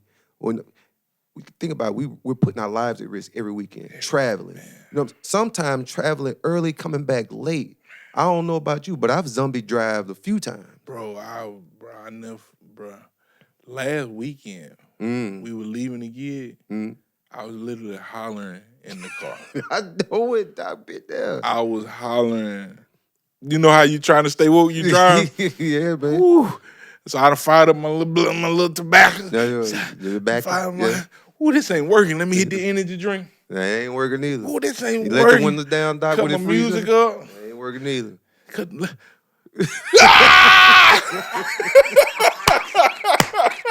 I've been there, Doc. I've been there, Doc. I'm just hollering, D. I'm just hollering. I know. I know. Right. I mean, but you got people that care about you. If something happened to you, man, then what? Then what? Like, okay, like even on the thing about even with taxes, bro. A lot of people don't even know. I mean, let me be clear. I'm just learning about a lot of this stuff this year, and I'm mad at myself. Like, why didn't I know? Tax codes and stuff. Man, not only tax code, but knowing how to be able to get a profit and loss statement so you can get a loan. Oh, yes, sir. We got to talk off camera. Yes, sir. Yes, sir. You know what I'm saying? Be able to, get a mortgage for a house. Like, okay, I had an unfortunate situation that happened to me as far as my housing and whatnot. I'm like, okay, I make enough money to buy a house. They looking at me like, bro. But them tax returns ain't showing that. Hold on. Look, though the tax return was showing it. But I had one paper missing. Profit loss statement. Because I'm my own entity. I'm a business. Like, where's your profit loss statement? I see how much money you brought in, but how much money did you make? I see how much money you paid taxes on, but I got to show, in order for me to get a mortgage, you know what I'm saying, being a 1099 contractor, I have to be able to show a profit loss statement or whatnot. And that has to, all these numbers got to match up. You know what I'm saying? So, I mean, okay, so later on in my career, when I'm starting to wind down from playing, when my son started taking over for me, because that joker was playing, he gonna come on. He gonna be. Come on, Junior. He gonna be a beast. Deuce, you gonna be a beast. You hear me? But anyway, once he started playing for me, I want to start a workshop for musicians. And yeah, we're gonna share, we're gonna learn the music stuff. But let's sit down and talk about how you really feeling. Let's talk about that. How your financial situation looking. If you were to be, and God bless him, the dude Ramar, driving to a gig, got in a car accident, got killed. Because that kind of stuff happens. I think he had a kid. How you gonna pay for your funeral costs? Do you have a life insurance plan? Do you have a burial plan? What things do you have in place to make sure that your family's taken care of in the event that you're not here? We think about this with a job mentality instead of a career mentality. Entrepreneurs, they ain't out there worrying about no life insurance or no health insurance and all this stuff because they got that taken care of. Because they know financially they're gonna have to take some risk and all this stuff. It could go left or it could go real good. People on the job don't worry about that because it's already taken out of their thing. They check the boxes in their orientation and they get it taken out. Why don't we think about ourselves like that? It's because we have a job mentality in this career. You chose to be a musician. Just like a doctor chose to be a doctor. A doctor spent all the time in school, and got all this experience and all this stuff. They got their career stuff together. You know what I'm saying? I mean, as far as their benefits and all this stuff and beneficiaries and what's gonna happen. Why we as musicians don't do it? We got gig mentality. But I think a lot of us we're blessed. Mm-hmm. The situation we in, as much as I may headbutt with Johnny or whatever. I say his name, oh well. I try not to say his name on the pod. No. But if you see this Johnny, I said your name. Much as I may headbutt with him, we're in a blessed situation, right? Absolutely. Because we make more consistent money than the average musician. But I think most musicians aren't blessed like we blessed, bro. I think a lot of musicians are like scraping. That's true. I mean, but at that scraping. So how can I, if I'm bringing in $2,500 or $3,000 a month, like how can I afford all this stuff. You're going to have to make some decisions. You're going to have to make some life decisions. Now, with me, it was one of those things where, like, I'll say his name. I told Johnny from the jump, I have to make X amount. If I can't make this amount, I can't do it. Now, it wasn't that he was, well, yes, he was kind of looking, but I knew I couldn't commit full time until I said, hey, like, I have to make this amount. Man of his word, he got me to that amount. I was full time. I was able to make those necessary changes. But if you plan a couple of $100 gigs every weekend or whatever the case may be, and no shade to the $100 gig, because I'll take one. But you have to make a life decision. You know what I'm saying? You have to do something, because at the end of the day, the most important thing should be your family, and you know what I'm saying, them being taken care of. I'm a father first before I'm somebody's musician or friend or even husband or whatever. I'm a father first, cause they relying on me for when they open their mouth, something got to go in there. Even if I'm not here, if I'm not here, I'm still responsible, at least for a short period of time until they get over and figure out their way. I'm responsible for them being taken care of. I don't want them to have to put me in the ground. Don't sell no chicken plates for me or start no GoFundMe for me. Yeah. I'm good. We got that taken care of. Look, here's the paperwork. Matter of fact, that's another thing I need to do. I need to make sure that I have my, because I'm working on getting a living trust. Yeah. So you getting all that stuff straight. So like if something happened to me, the attorney's gonna call the necessary person. Hey, say he already have it all planned out. You ain't got to take him to Southern Baptist Church and man. I think now this all for musicians here, but I just think black people don't even like to talk about that. But it's a part of life. Like, I lost my dad at 18. Never talked about death before that. First time I ever talked to my dad about death was man, this is crazy. I ain't never talked to nobody about this. Yeah, but you know, but you my OG. You my OG. So, man. But like, I want to say this is when he find out he has cancer. So this has to be June or July of 2007. So he died in November of 2007. Oh, that was quick. So June. Oh, bro, once he found out he had it, bro. So it was over. But he finds out I had my own car at the time, and my mom was in Maryland. It's wild how this situation had played out. She was in Maryland visiting my sister, and him and my uncle were at the house one day. My uncle just took him he was like, he ain't feeling good, whatever. He went to the VA hospital in Memphis. So my dad's in Memphis. I got my own car. I drive to Memphis because nobody else is around. I'm gonna go hang with my pa. So it's just me. He didn't find out he got it. He by himself in the hospital. Now it's just me and him. First time we ever talked about death. I look at him, I say, man, don't give up on me. Old school cat. Yeah.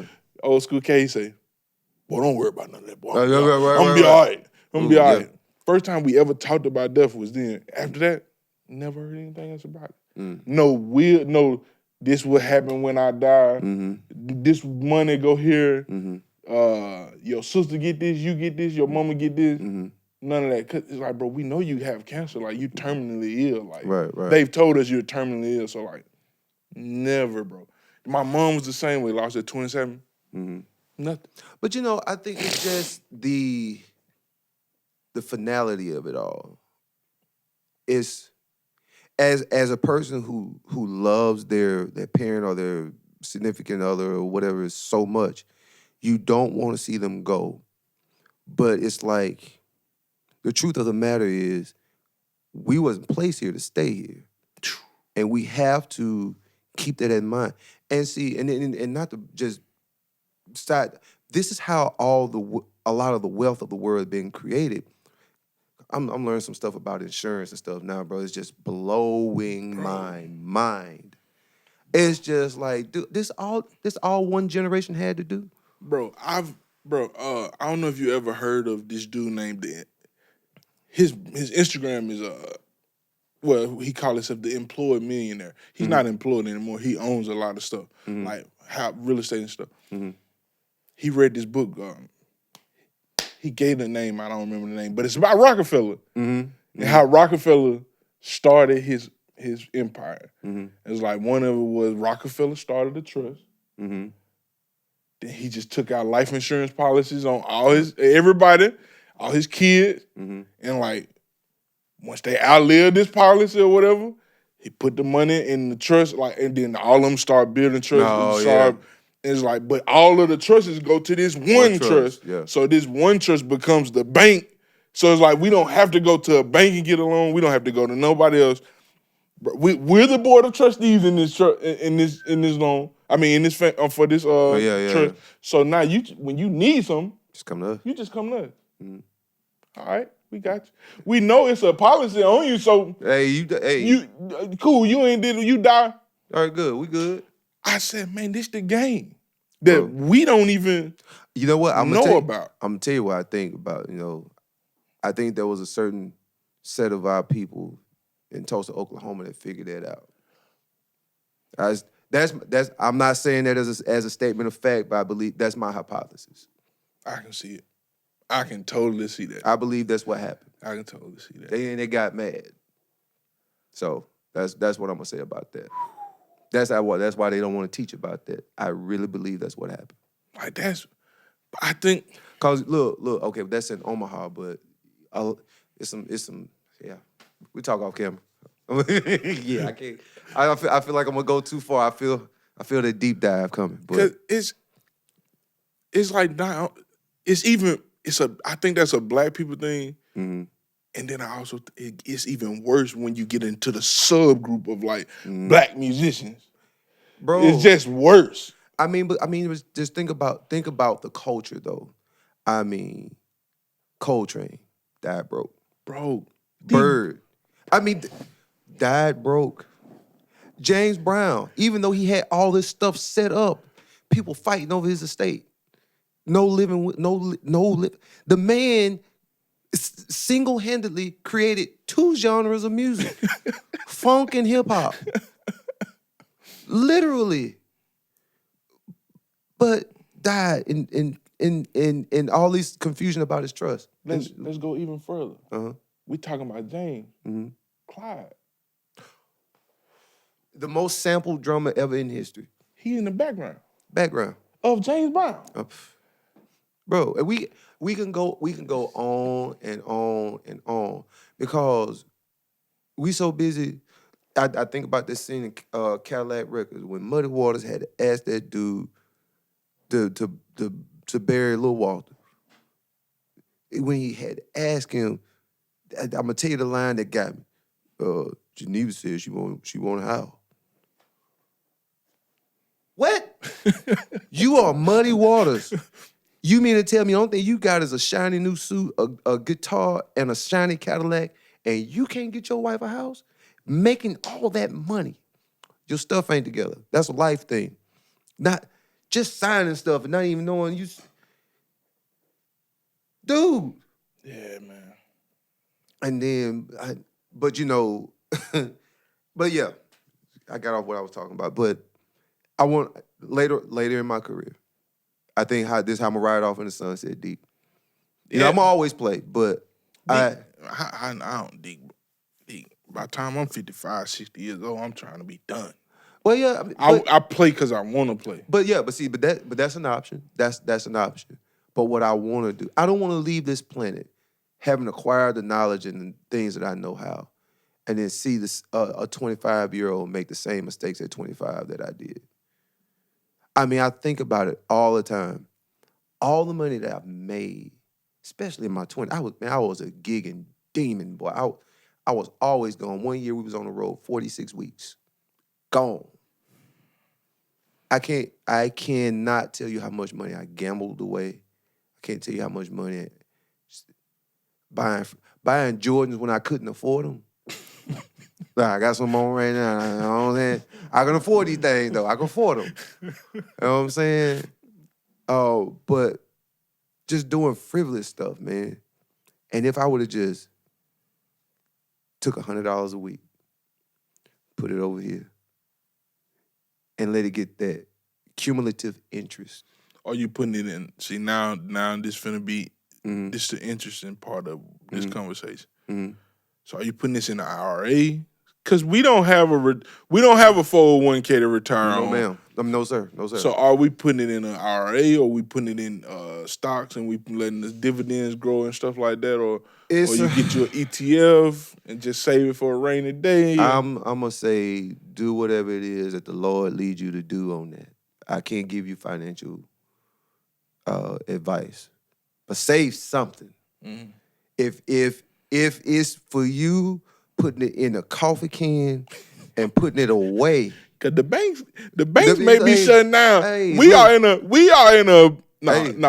I was joking about the banks may be shutting down, but I watched a video. I've watched like 2 videos recently that scared the living shit out of me. SVB? No, this ain't that shutting down, but it's another one that may be shutting down too. Another bank, but this dude said we are in a double dip recession. So that means like.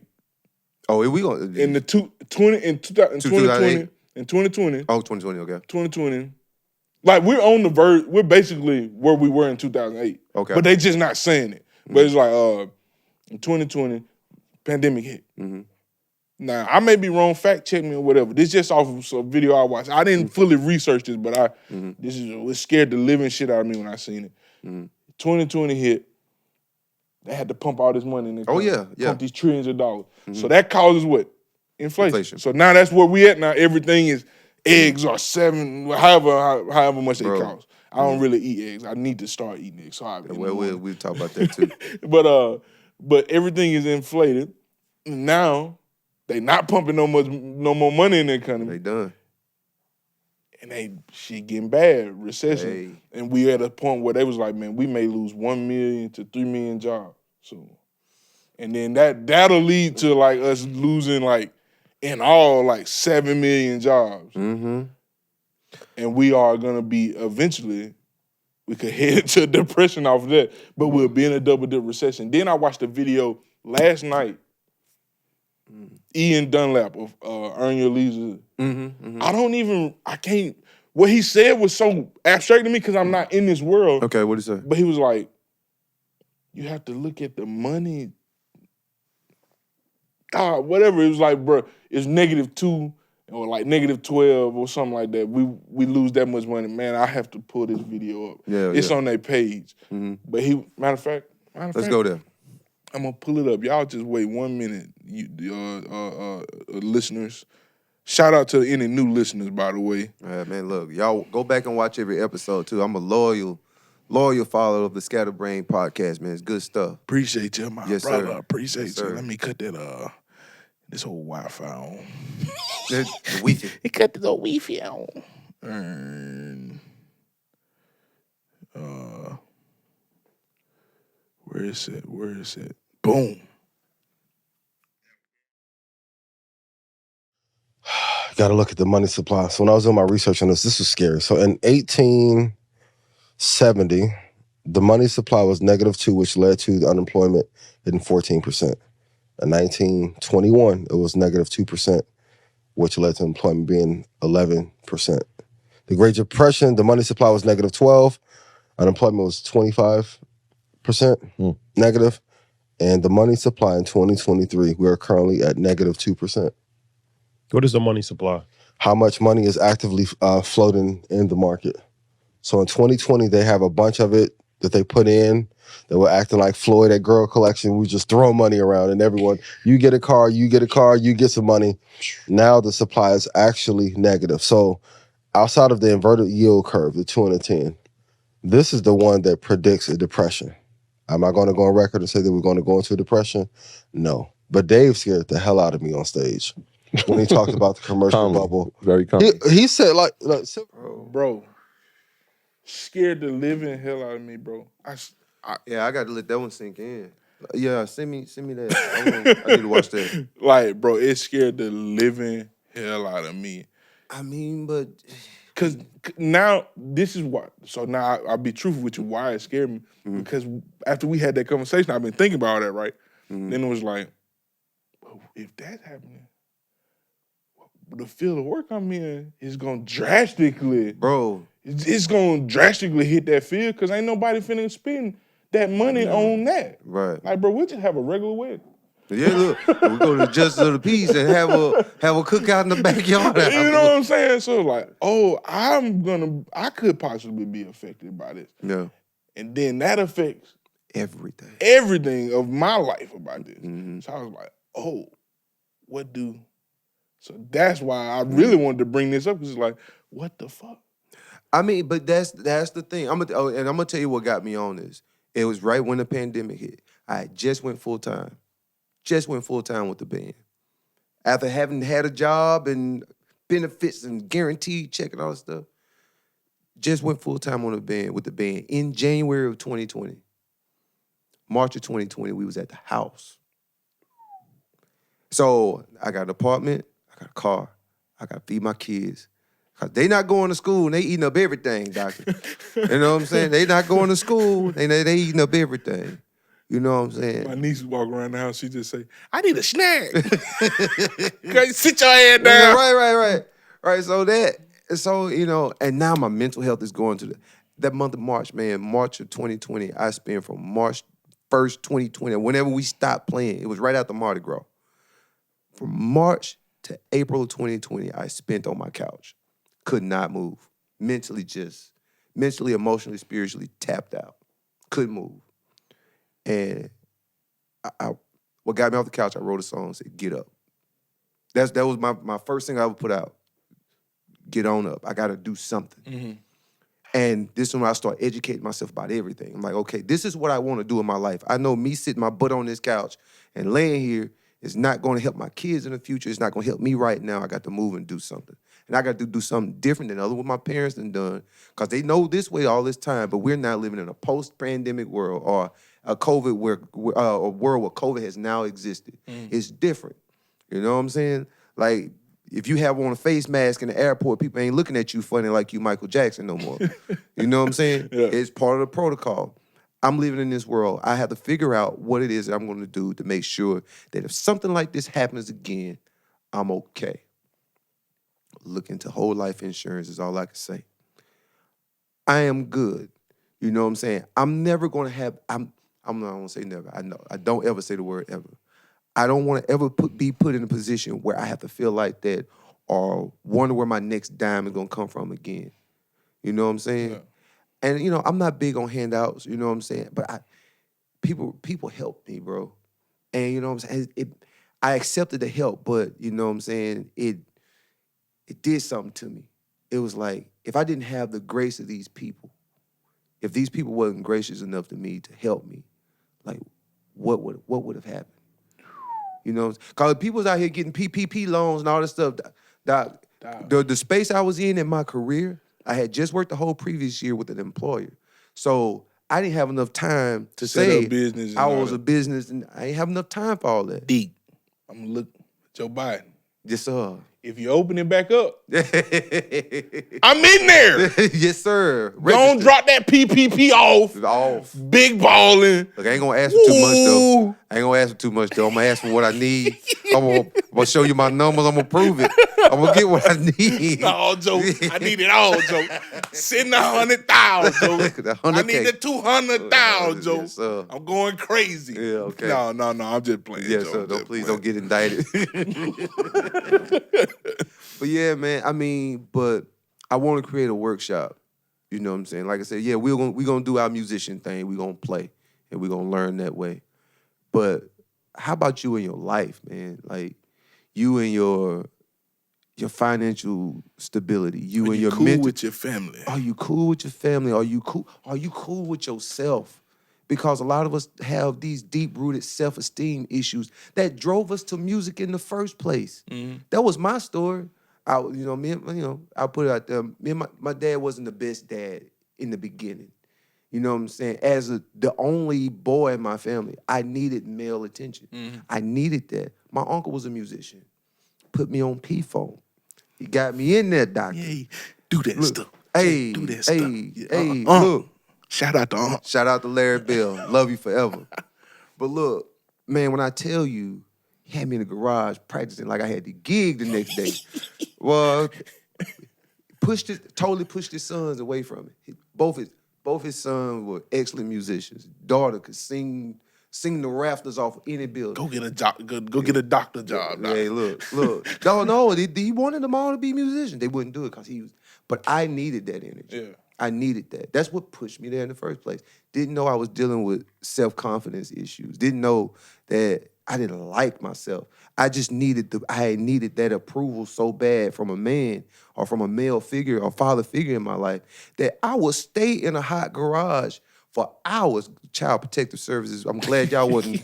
Lord, Judy Bloom. Look, in there playing the drums. Smooth. It was sort of. We ain't had no academics, no nothing. But I wanted it that bad. I wanted to prove myself to him that bad. But a lot of us are dealing with those type of issues that we don't talk about because we so busy hiding behind a persona of this character that we created for everybody. You know, for me, it was Shake. I was Shake, man. Shake ain't had no problem. I get my girl, take your girl, and we all gonna, your friends, my friends, we could be friends. You know? be on it. I be on it. Hey, look, it was like that. But at the end of the day, when I got by myself, man, I was miserable. I didn't like myself. I was lonely. That was the reason for me wanting all the attention. I was lonely. You know what I'm saying? And it wasn't until I started dealing with that stuff that I realized it was a problem. But so putting that kind of stuff out there to people, you know what I'm saying, to us musician people, you know what I'm saying? Dude, go see a doctor. Go take a physical. Preventative care. Like my dad, God bless his soul, my dad died of prostate cancer. You know what I'm saying? I know it's a thing now. My doctor told me at 35, she said, you're going to have to start getting the check, bro. You just depressed me, D. Hey. Doggone. Hey. Yeah. Hey, give me them 10 seconds. Look.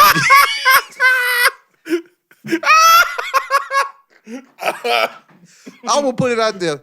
Give me them 10 seconds of uncomfortable, whatever it is. Save my life, dog.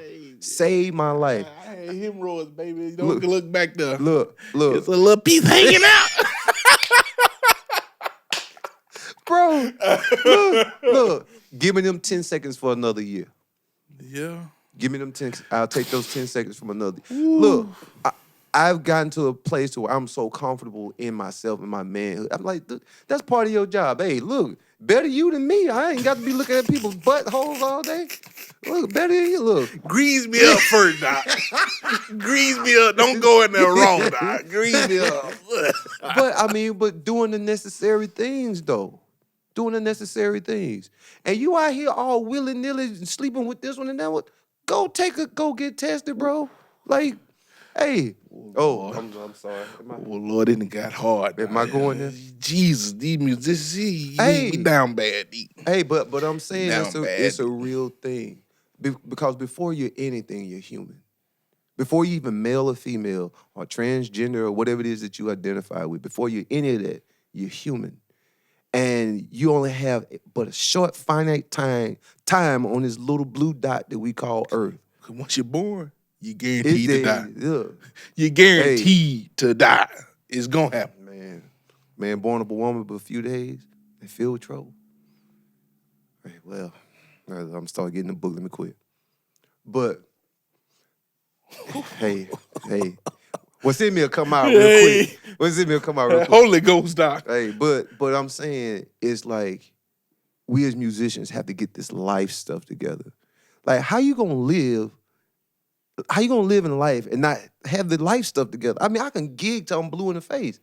But okay, if I want to take a vacation, because we need a break. We need a mental break, physical break. Like, I'm just learning that this year. It took for me literally getting stuck in another country for me to realize it's okay to take a vacation. Cause we were going and going and going. I'm screaming for one right now. I ain't gonna even lie to you. Take it. Take it. I'm screaming for one. If it ain't nothing but saying, hey, yo, I'm not gonna do nothing. At the end of this month, when we come back from our trip, guess what? I ain't going to nan gig to the next weekend. I ain't been on Bourbon Street. I ain't gonna miss church. Look, even Jesus retreated. Oh, Doc. Hey, he went and got away from them. He got away from them 12 disciplines. He got away from them 12 disciplines and went somewhere. Deep. You know what I'm saying? You just whooped every musician down who listened to this. But we need it. We We gotta need do it though. We gotta you do need it. them lashes on the back. Bro. And look, I mean, and I'm not just talking to them. I'm talking to me too. Like, I don't think for 1 minute that I got it all together. It's a learning process for me too. Cause like I said, I'm just learning like this past year after I got in a situation I couldn't get myself out of. I'm like, yeah, you need that profit and loss statement. You need that joint. How much did you spend on buying strings? How many cables did you buy? Like all those are expenses. Clothes, Uniforms, gas, tires. Gas and tires, Jesus. Gas and tires. And if you got your business set up right and you got your car registered, car registration, all that, insurance, all that. So, but yeah, man. I mean, but that's the thing about outside of mental health and emotional and spiritual stability and stuff. That's one of the things I'm passionate about because I care about us. I care about the musician community. That's the one thing that I always loved, especially back in the late 90s, early 2000s, just like, that was a community of us. Like some of those dudes are some of my best friends, even to this day. Hardly ever talk to them, but they call me, bro. No hesitation. Gone. Not even, and it was those times we sat there and shared together and all this stuff. But I just think about it, how many times these dudes call me and be like, man, I got a situation, man. Can I borrow $100? Just not being prepared for, and then that's most Americans, you know what I'm saying? They say that, most like Americans under 12% or something like that. They got can't survive a $1,000 saved up. $1,000 saved, or they couldn't weather an issue that caused them for over $400 or something like that. Bro, but that's mind blowing to me. Absolutely, the richest country on the planet. Mind blowing to me. How?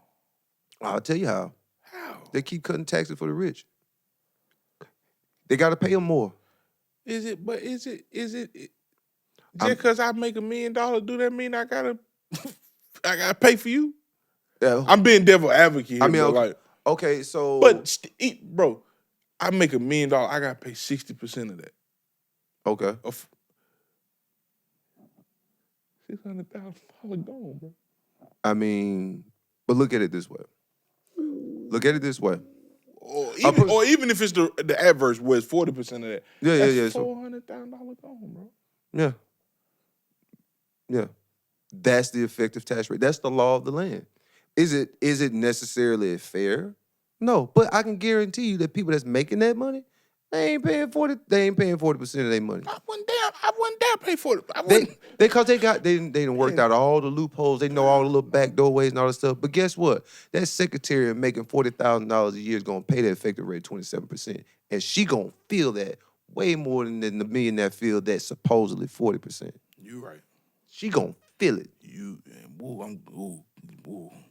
Because that's the difference between me just getting the eggs and knowing how much they cost and trying to figure out if I'm gonna get them, or if I'm gonna pay my light bill, or if I'm gonna make sure I got enough. If I put $20 of gas in my car, that's gonna last me from Monday to Wednesday. I get paid on Thursday morning, so that means I got another $20. That means I can eat off the dollar menu only at dinner 3 times, and I still got $5 to make sure that my kids get lunch at school. That when you start thinking like that, because I guarantee you somebody who's making $1 million a year ain't thinking like that. That's so heavy, bro. That's what, God damn. Been there. God damn. Been there. I lived. Damn, that's so heavy. God I literally lived off the chain. Fuck the goddamn shit. God. Bro. It's heavy, bro. But that's the reality. There's people living like that, and that's heavy, bro. Nobody should have to live like that. Bro, there was a time in my life where I literally lived off the change out of the cup holder in my car. No. Dollar menu. Nobody should have to fucking live like that, bro. But when you have, I ain't gonna get political, but when you're living in a country where the value of $1 is greater than the value of a person's life, and well-being. That's it. Podcast done. Good night. But that's what That's real. You ain't have to say no more because that's how real that is, though. That's how it is. I mean, we value things like it is scientifically proven that carbon emissions is killing us, and they finna go open up 3 more wells in Alaska. Yeah, forget it. We just gonna make this money. I want to breathe.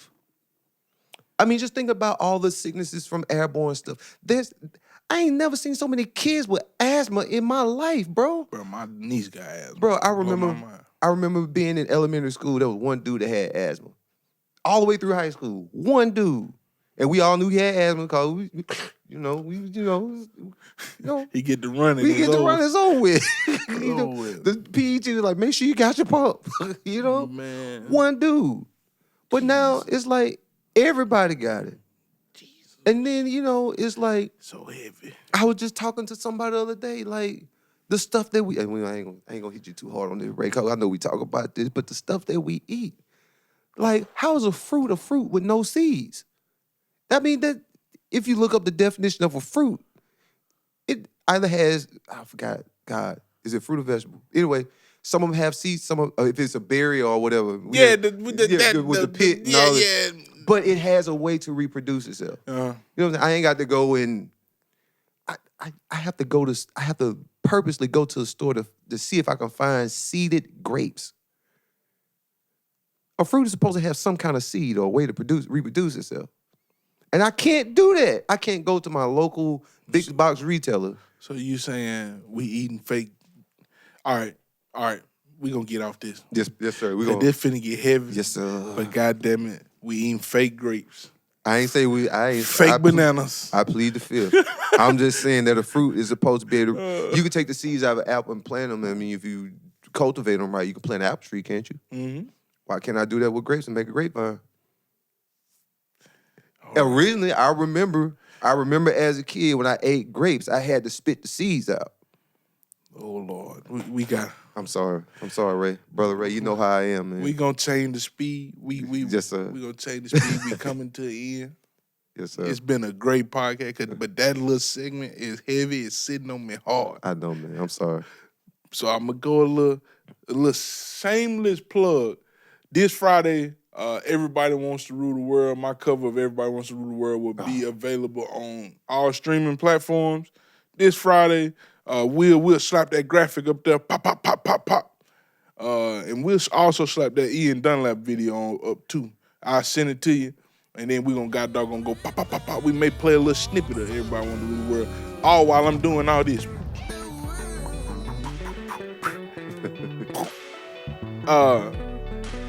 And before we get out of here, every week I ask a music question, right?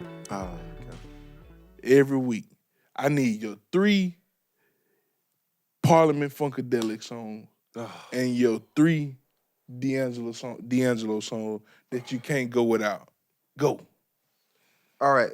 P-Funk. Oh, man, okay. Oh, it's so many. Jesus. Mm-hmm. Okay. Mm-hmm. Yep. Knee Deep. Come on. Mothership Connection. Oh, God. Let me see. One more. Come on, Doc. Oh. Get in the house, Doctor. Oh, God. You said 3, man. Let me see. Oh, God. It's so many. Oh, okay. I'm going to say, oh,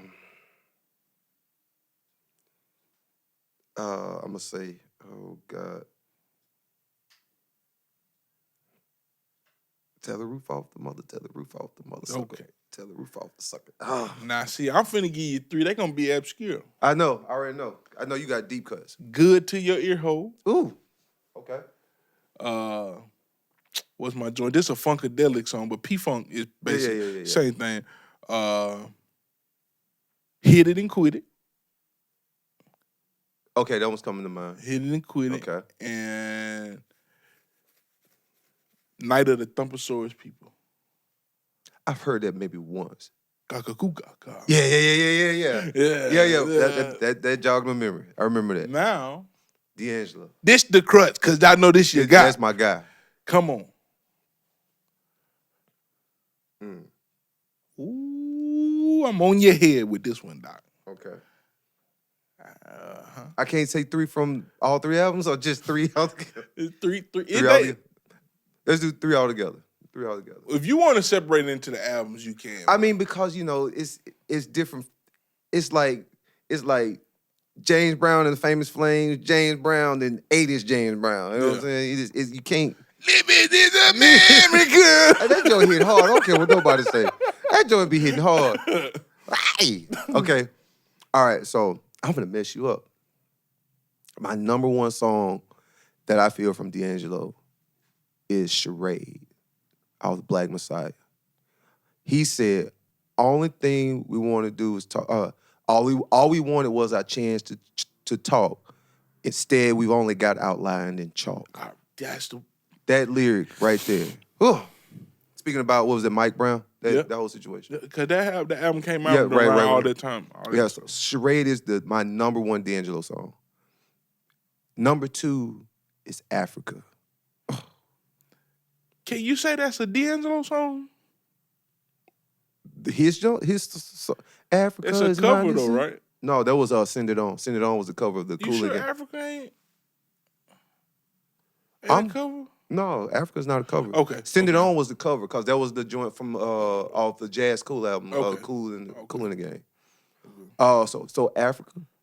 And I'm gonna mess you up. Higher off Brown Sugar. I gotta go check that one out. It's the last joint of it has his flavor. You can tell he was about to get ready to go into the voodoo era, but it was churched out. He took me to church. He started it like church.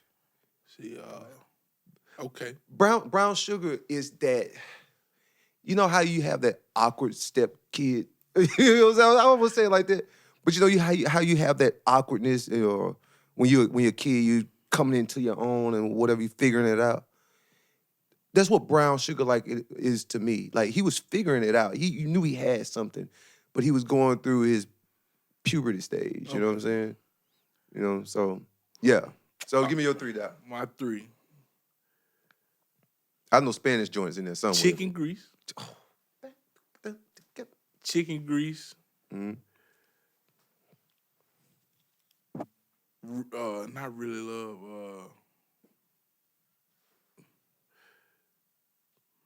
I just want to go back to the way it was. That song. Yeah.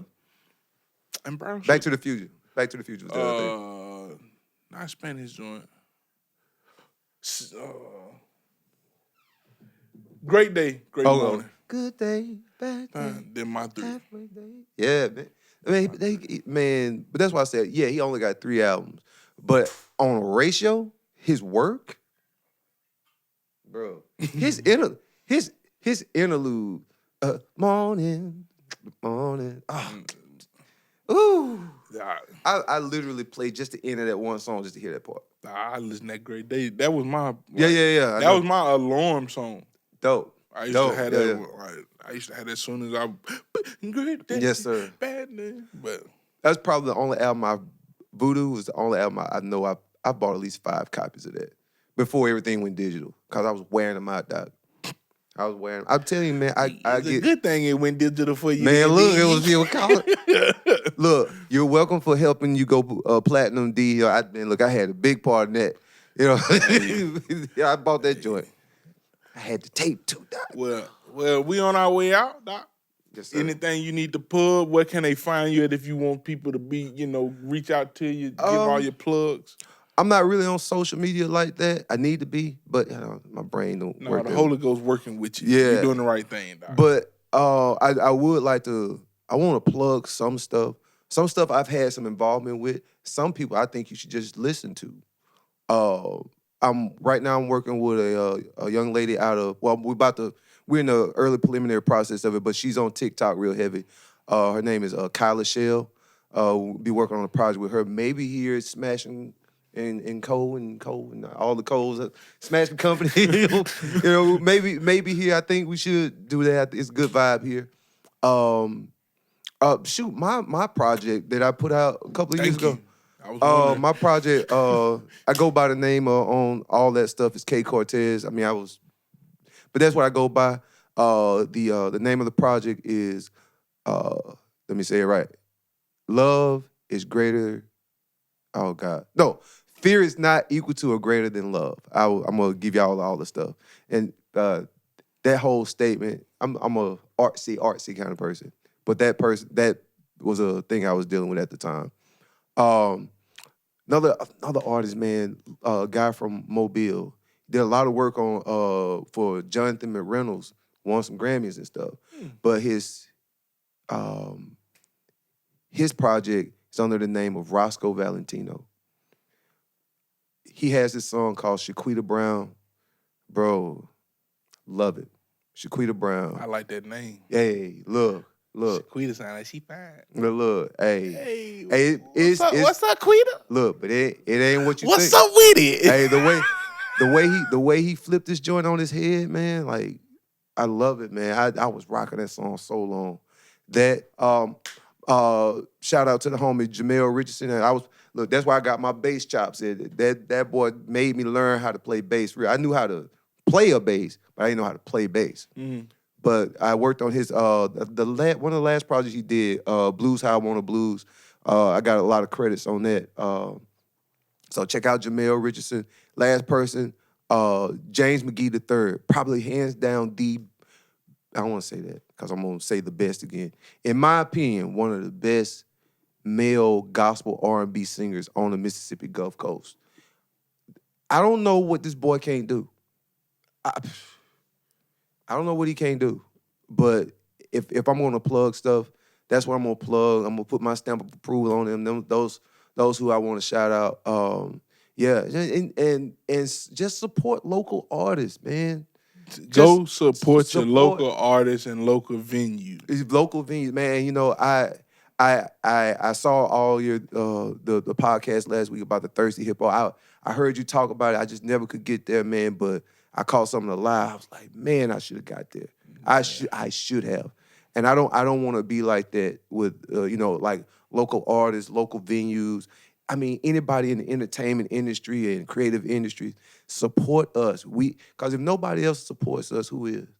I mean, just think about it. I'm gonna say this and I'm gonna leave you with this. Now, what if we, as a collective, as a musician or local artist collective, decide to take out one day and we're going to take one artist and we're just going to stream their music for 8 hours? Boy, you putting money in people's pockets. And you say we can't survive? We can't make money and survive as musicians? Okay, just one song. Average song nowadays, 2.5 to 3.5 minutes. If we take 100 people that you know, say, we're going to stream your song for 8 hours, all 100 of us, do the math. That's a whole bunch of minutes, a whole bunch of spins. Who do we need then? We can find ways. And of course, they're going to try to adjust the algorithm and all this stuff to do whatever. But, just like they got bots, we can have bots. Ooh. Oh, I'm sorry. It's time to go. Ooh. I have thoroughly enjoyed this podcast. Yes, sir. Kel. This was a good one, man. Yes, sir. I knew it. When I asked you to come on, I said, this is going to be a good one. And goddamn it, you proved me right. Man, look, I'm just happy to be here. I'm happy that you extended your invitation, man. You thought enough of me to extend the invitation. But we always have good conversation though. Yes, sir. At the gig, we'll be at the gig. Right. One of us will be off to ourselves, and then the other will walk up. And it'd be a whole conversation that comes. So I knew it was gonna happen. Yeah. Let me plug again. Everybody wants to rule the world cover on all streaming platforms. Go watch the video on YouTube on this channel. You can watch it. What else is going on that I need to plug? smashingco.co. Go. We got Dino in the house. Dino will shoot you up. Shot by Dino. We got Will. He do your video editing. I help you out with audio. We all can do. If you got a big project, we'll all come and help you out at the same time. smashingco.co. Go in there and whatever you need from us, we can help you. And that's it, man. My social media, Raymond D. Bradford on Facebook, Ray D. Bradford on Instagram, Ray Bradford on Twitter. That's all I got right now. I may make a TikTok because it seemed like TikTok is blowing up. They about to ban it though. Oh, China and United States, that's a whole nother thing. Yes, sir. Yes, sir. Ooh, I'm sorry, Ray. y'all hold it off. Don't fight yet. Let me get to about 60, man. Then y'all fight. Right. Hold it. But yeah, thank y'all for watching. Thank y'all for listening. Peace out, man.